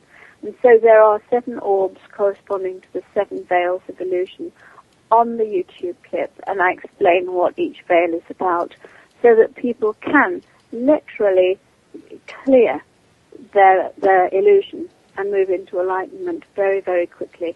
The unicorns are absolutely amazing to work with. They're so high and pure energy. And many of them are coming to Earth now, just as 15, 20 years ago the angels were all coming in and making themselves known. Now the unicorns are drawn by the higher frequency. They're looking for people who are offering themselves in service or want to help humanity or a project in some way. They're looking for the light to switch on over their heads. When it does switch on, they connect with them and start to help them. And the angels work with the energies of your heart, but the unicorns work with the energies of your soul. So they can bring your soul wishes forward. This is why they're so good at working with children and helping bring back parts of their soul that have withdrawn. But they are just so wonderful to work with. They really lighten the whole energy up. Right. And people dream about unicorns, and if you dream about a unicorn, it has come in to touch you and is profoundly affecting you at a soul level. My wife, she's, if I remember correctly, she has a thing for unicorns. She just loves them. Oh, I'm sure she does, because they are very special, and they come to you if you're ready. So clearly your wife is ready and is in service to humanity in some way. And then the unicorns will be with her. They work with Mother Mary energy too. And of course that is pure compassion and love. Now, is there any link to these orbs and unicorns and portals between all of that and crystal skulls? Is there a link? Well, they're all higher energies coming in to help us now in different forms. The Mother Mary, when she was in Atlantis, she had the most magnificent aquamarine light. And then in later times, as the energy went down, her energy that she appeared to us in was a deeper blue. But now we're starting to see orbs of her in her aquamarine light again. So she's bringing her higher frequency, compassion and love through. Because Mother Mary is actually a universal angel who works across the universes, bringing in compassion. She's the most amazing being. And I just find her completely awesome and wonderful. I had an amazing experience once. I've taken a lot of orbs. On this occasion, I'd been going out every day for 2 or 3 weeks, and I'd been sending pink love to all the trees, the animals, the grass, the water, everything I met. And I've done this consistently for some time. And then I went out in the evening one night, and I just took some orbs into the black sky, some photographs into the black sky. And it was blank, blank, blank, and then bright pink, and then blank, blank. So I went inside and looked, and in the bright pink one, there was a huge, bright pink orb in a heart shape. The center was white, which was an angel of love. Then it was bright pink, which was Archangel Chamuel, the angel of love. And then around it, there was a deep magenta, which was Mother Mary's energy, because she sometimes appears in magenta as well. I thought, well, I'm going to breathe in the energy of this orb. I'm going to imagine it all around me. And I went out next day, imagining the orb was all around me, and that people could feel it. And a squirrel just came right up to my foot and danced for about 5 minutes in front of my foot.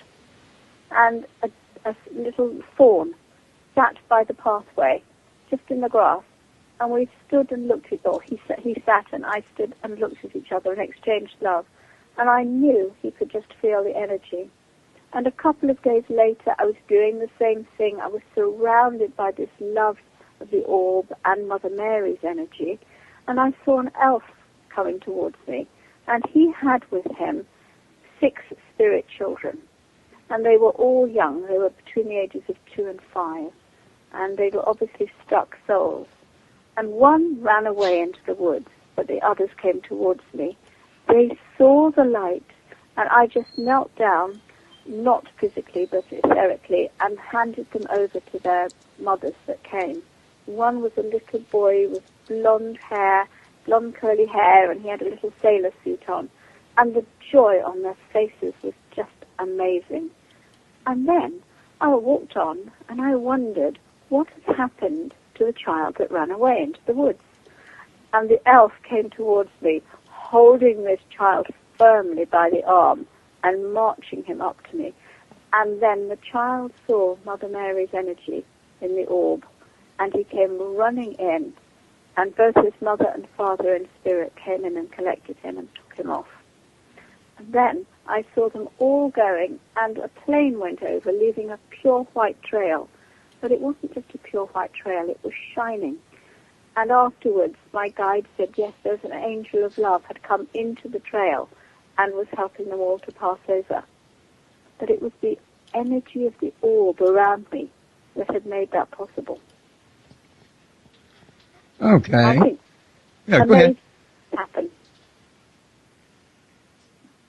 Yeah, I never really realized there was so much involved with orbs and different colors of orbs and stuff like that. And I'm quite sure your book's got a lot of information, a lot more than what you can remember in one sitting. It's probably one of those you have to, go back through on more than one occasion to, because it sinks a little bit at a time. Yeah. Yes, it does. I mean, they worked with us for months teaching us about the different colors. the different energies, how you could tell which archangel was in one orb and what effect it had on you, because that's the important thing, how you let it impact on your energy fields and what you then take in from that orb, and how each one has a color. Sometimes they come together. We've been sent by 2 people fabulous orbs of every color you can imagine, taken at their mother's funerals. And in each case, the mother ascended. And this was archangels coming to collect and conduct the mother back to the spirit world. Now, you hear stories about that on TV from time to time, kind of like people having their guardian angels, and some people say they can actually see them there, in other words. Yes, indeed. Well, I don't I saw the very first time I had an angel experience was when I was in absolute rock bottom despair. I came from a totally non-spiritual, non-religious background, non-psychic, and yet when I was in such despair, I threw myself into a chair and said, "Is there anything else? If there is, show me." And an angel came in, a golden being of light, about 6 foot tall, and literally took me out of my body, and we went on a journey around the universe, and the angel showed me my future and told me that I was to be a spiritual teacher, which was to be a bit of a shock for somebody who had no religious or spiritual understanding.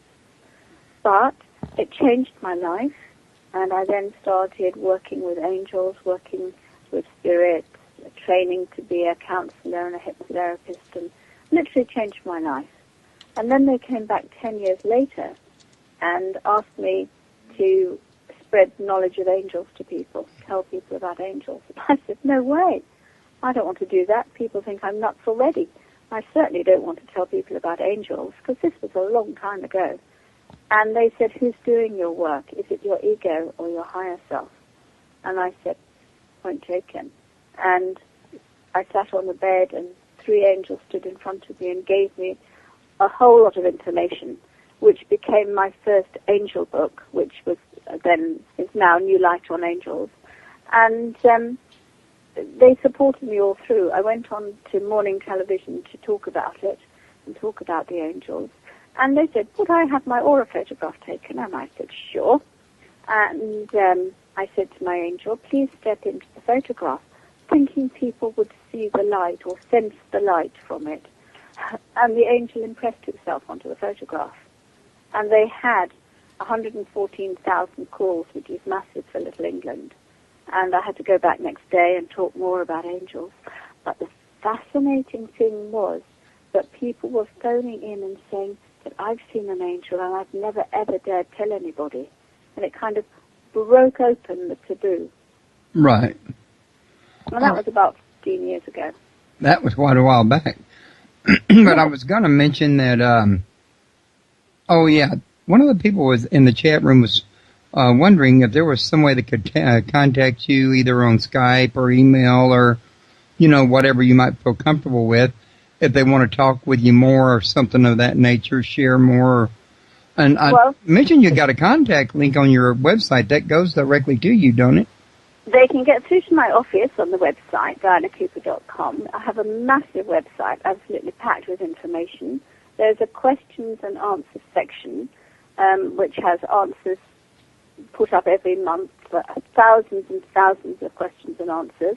I also have a Facebook column, and again, we answer orb pictures on there and tell people what they are. Have an orb section on the website that people can write in and send their orbs either to the Facebook or to orbs@dianacooper.com, and we answer all the orbs. I have a school, the Diana Cooper School, where we train people so that they can become teachers about angels or ascension or 2012 or transformation. We have a whole raft of courses, and the teachers also help to answer some of the questions. Okay.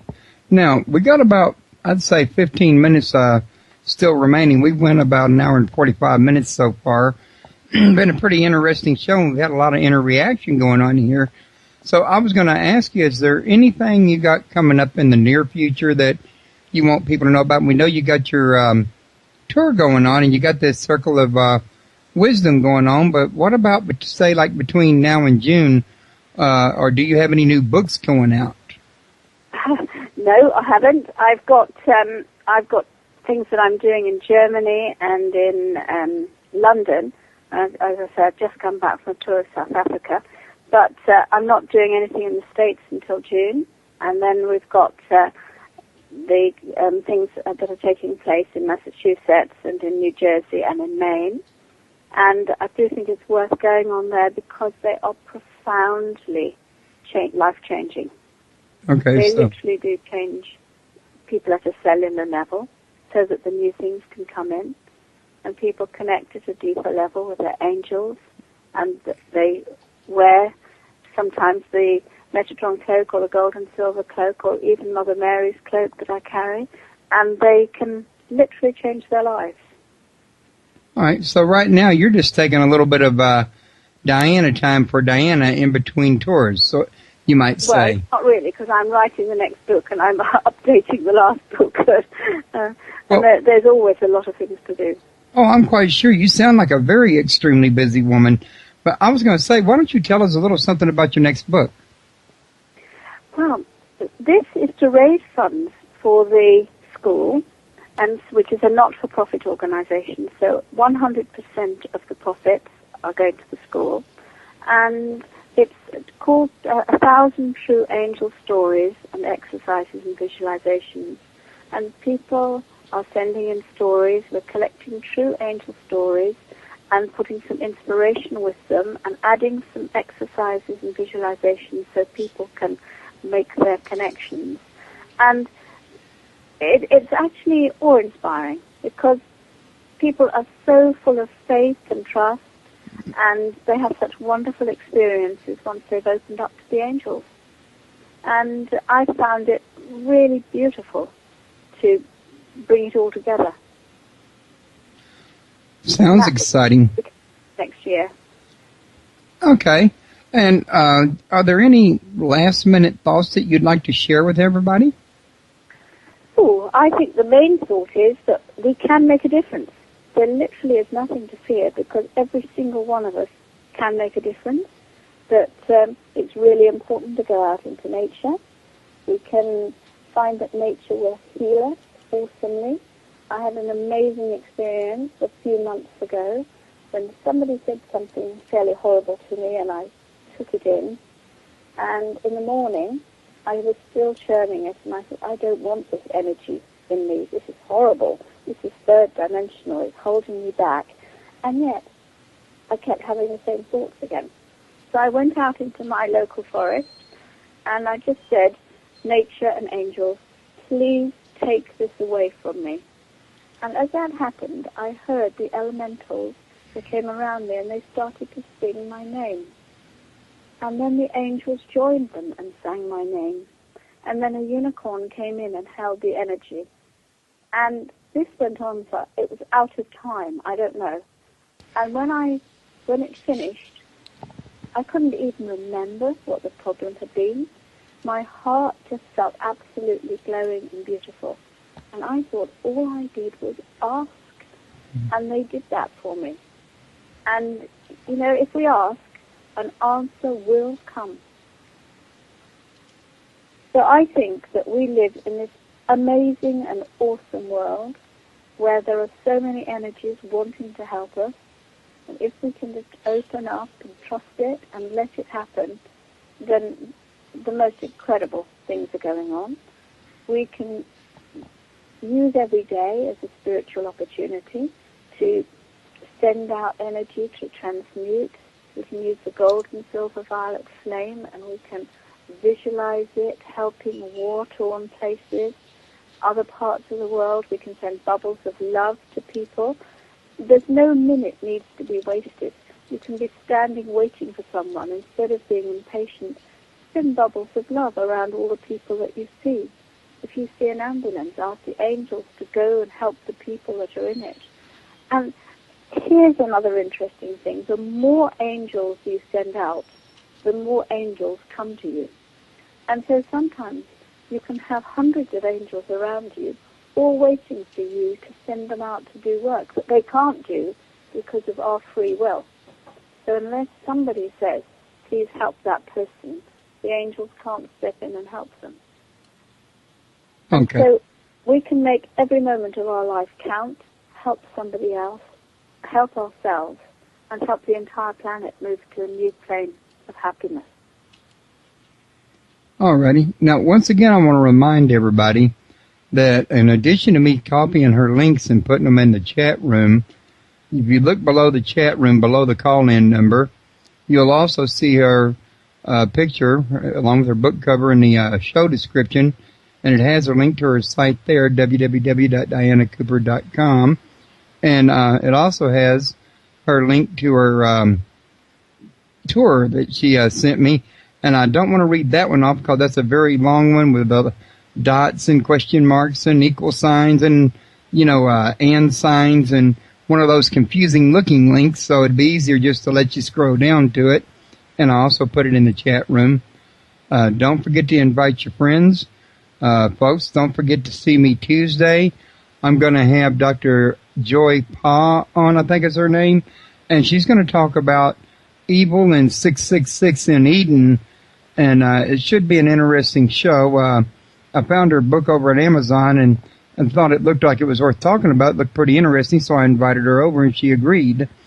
And I hope to see you people here then for that one, and maybe even ready to ask some questions.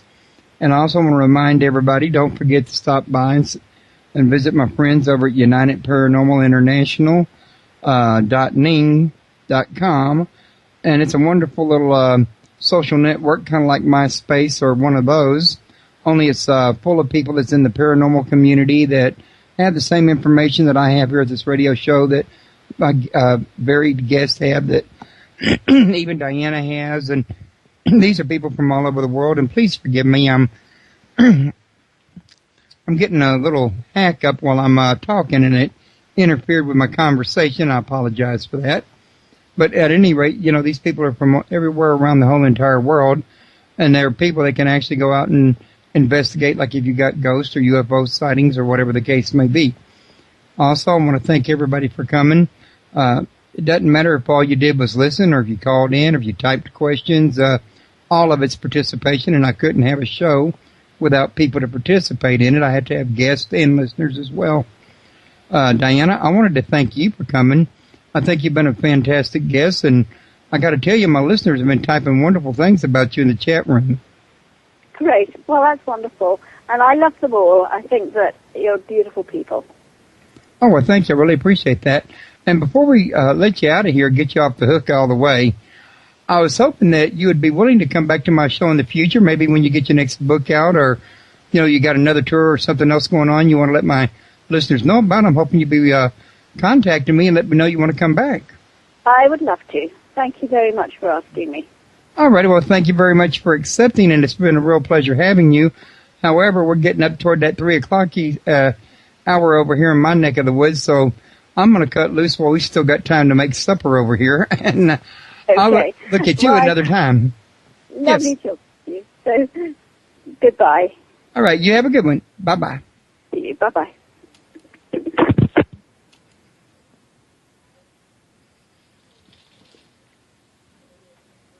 Okay, everybody. I want to, like I say, thank you guys for coming. Don't forget to invite your friends. Don't forget to share my link in your groups, your social networks. And, dudes, I have a review section here. If anybody ever wants to go in there and post reviews about these shows, feedback is a very wonderful thing. I also have forums here.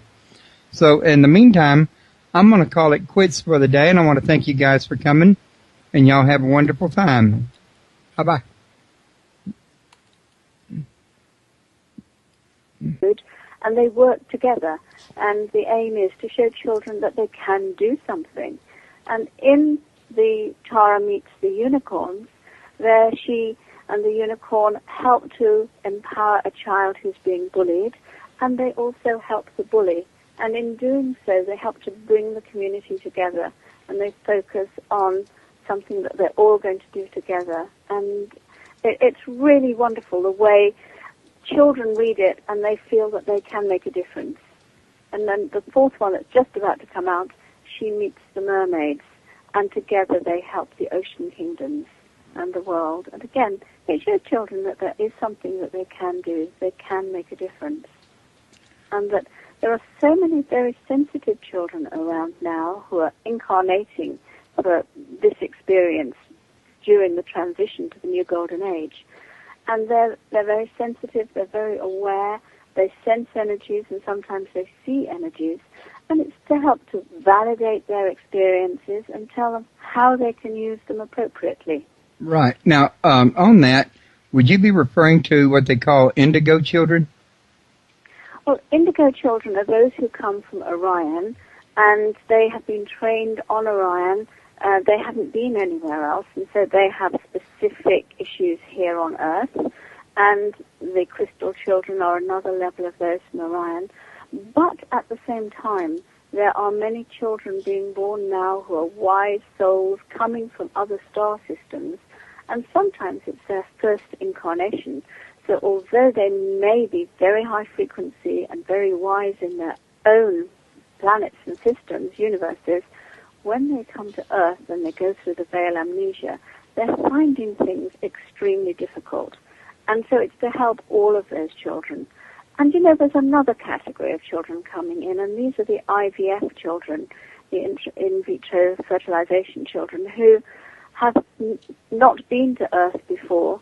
And again, they come in with specific qualities. Because they're not born in passion, they're able to stand back and watch what's happening and and to help people take a new and refreshing look at way things are. And I've got one of my grandchildren is an IVF child, and I can see how differently she sees things. She's a very special child, very high frequency, and all of these children are so affected by the energies, right, by the worlds. It's interesting you should say that, because I got a pamphlet in the mail from Inner Tradition Bearing Company. It's a publishing company that sends me these pamphlets about authors and their books that are coming out in case I want to interview some of them. Mm-hmm. And one guy that they recently sent me has a book out called Spiritual Madness, I want to say, and I may have that title just off a little bit, but I'm pretty close, I think.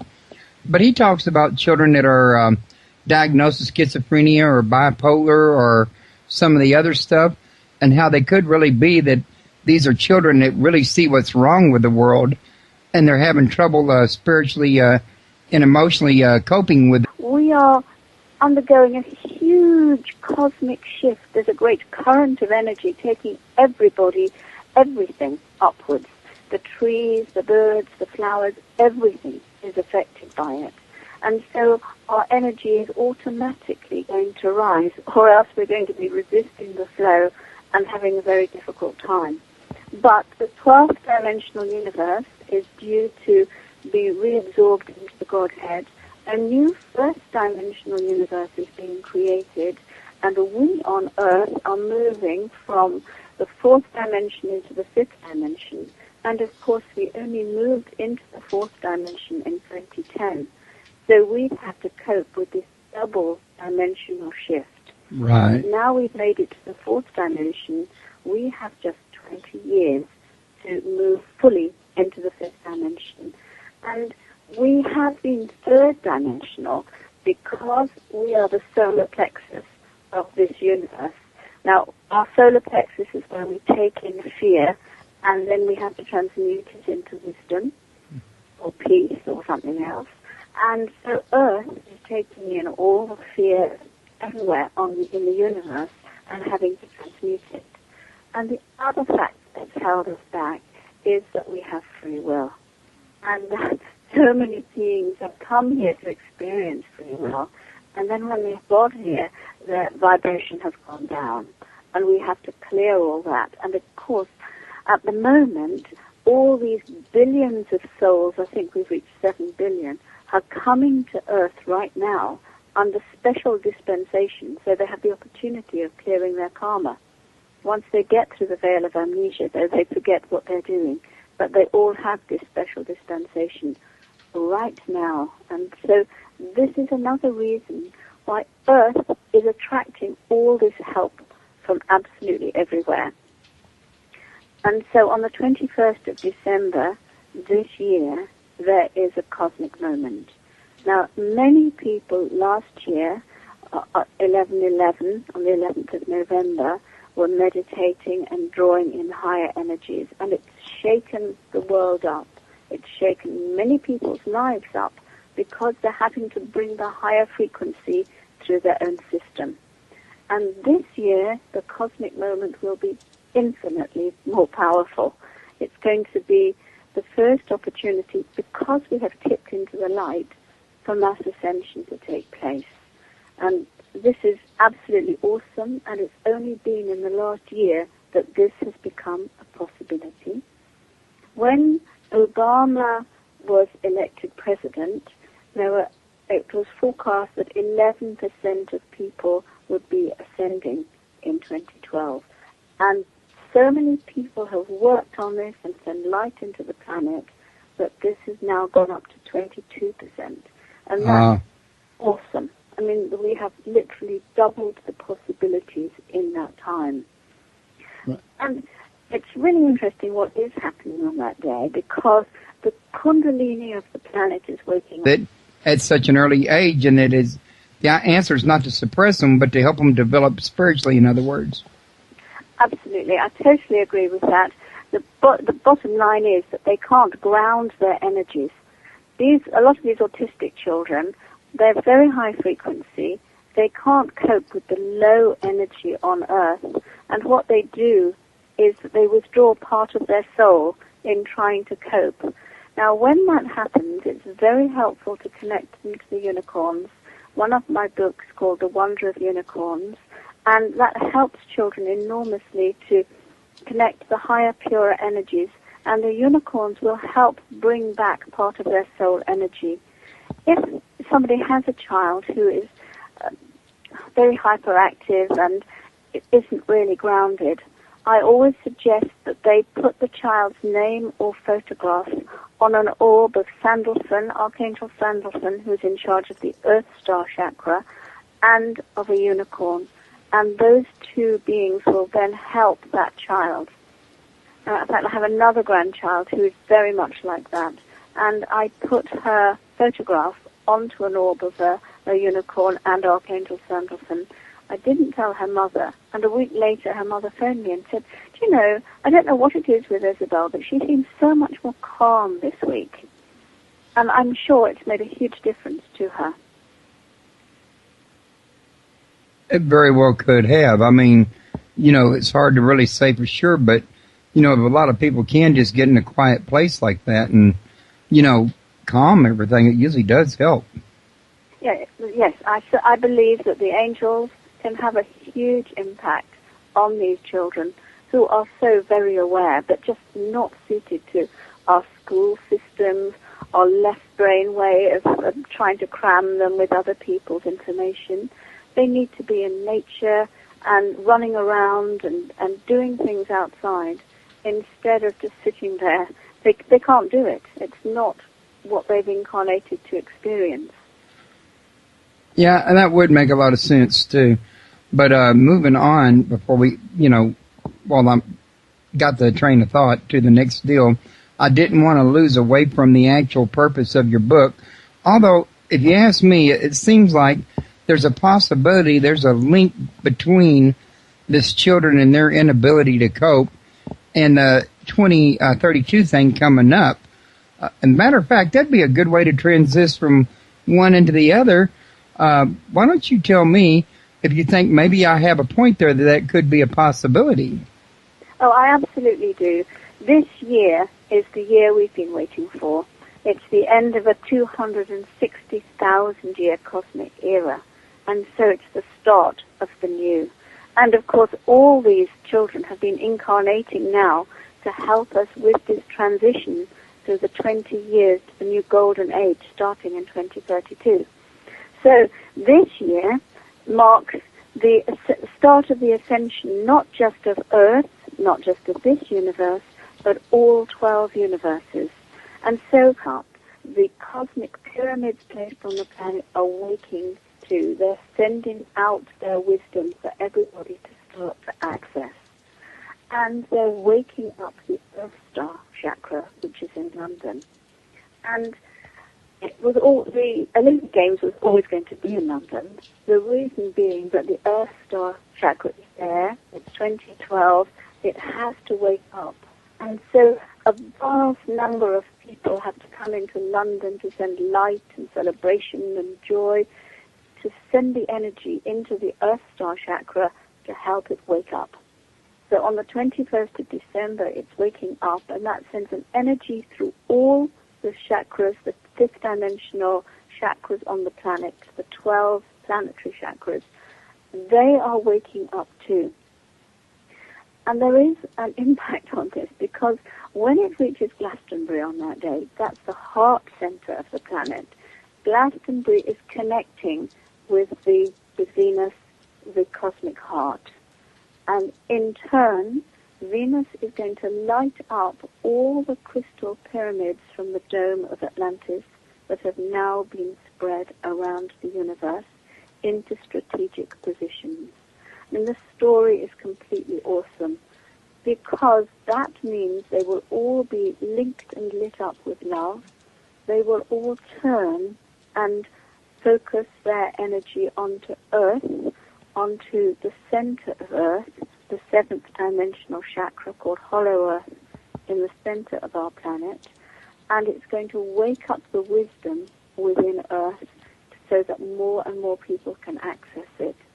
And then over the transition, the next 20 years to the new golden age, all of the energy of these pyramids is being exchanged with all the planets and galaxies in this universe until in 2032 they will all become fifth dimensional, and the shift will have taken place.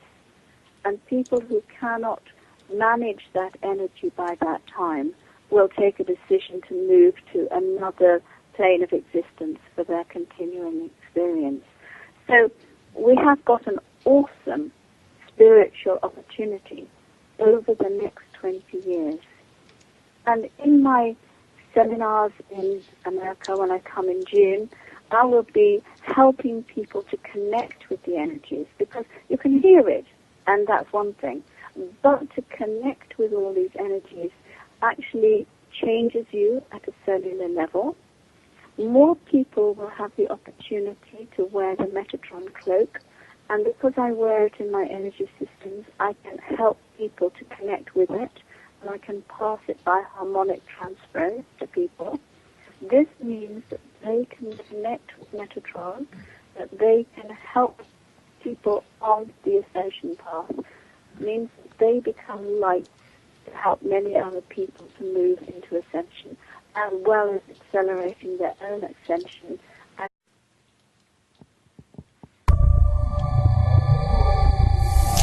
Welcome to Paranormal Palace Radio, where truth equals reality, and truth is often stranger than fiction. Hello, everyone. Welcome to Paranormal Palace Radio. This is your host, Royce the Redneck Radio Man. And joining me today is going to be author Diana Cooper. And in fact, I think she's also a wisdom teacher and a spiritual teacher as well. And we're going to talk about her new book, Transition to the Golden Age in 2032. But she would also like to tell us a little something about her Circles of Wisdom conference. Was a conference and a tour that's coming up in the near future. I don't have the exact date of that down, but she'll be able to tell us. And if you look below the chat room, you'll see her picture and the description with a link to her site and a link to the tour, so y'all can check those out. And before we get started real quick, I want to remind everybody, especially since not everyone's listening at the site, that the call-in number is 832-632-7904. And also want to let everybody know that her site is www.dianacooper.com. And you can also come to my site to listen to the show live and join chat.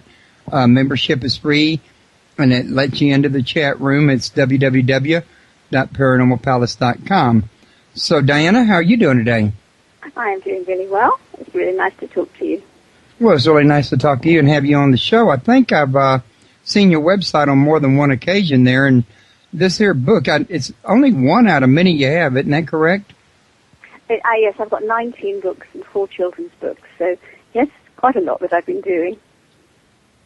Yeah, and when I was at your website looking at your children's books, I noticed they weren't your ordinary run-of-the-mill children's nursery rhymes or nursery tales like The Cat in the Hat. No, these were more geared toward entertainment as well as spirituality at the same time, weren't they? They're all designed to empower children as well as to help them, and to help them understand that there are realms beyond our physical realm from which they can get help. So they will help connect children to their guardian angels and tell them what they can do, but all set in beautiful stories. This little girl called Tara, she finds life very difficult. She's ungrounded. She can't make friends and get on with her parents. She somehow never says the right thing, and then, which comes out as being rude. And then her grandmother gives her a little grey kitten, and she finds that she can telepathically communicate with this very wise cat. And he helps her to make friends, tells her what to say, helps her to understand how people are feeling, and to deal with lots of tricky and difficult situations.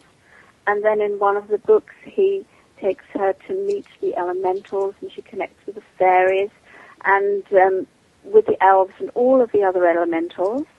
And they work together to help nature. They help a tree that's been condemned and is going to be taken down for erosion.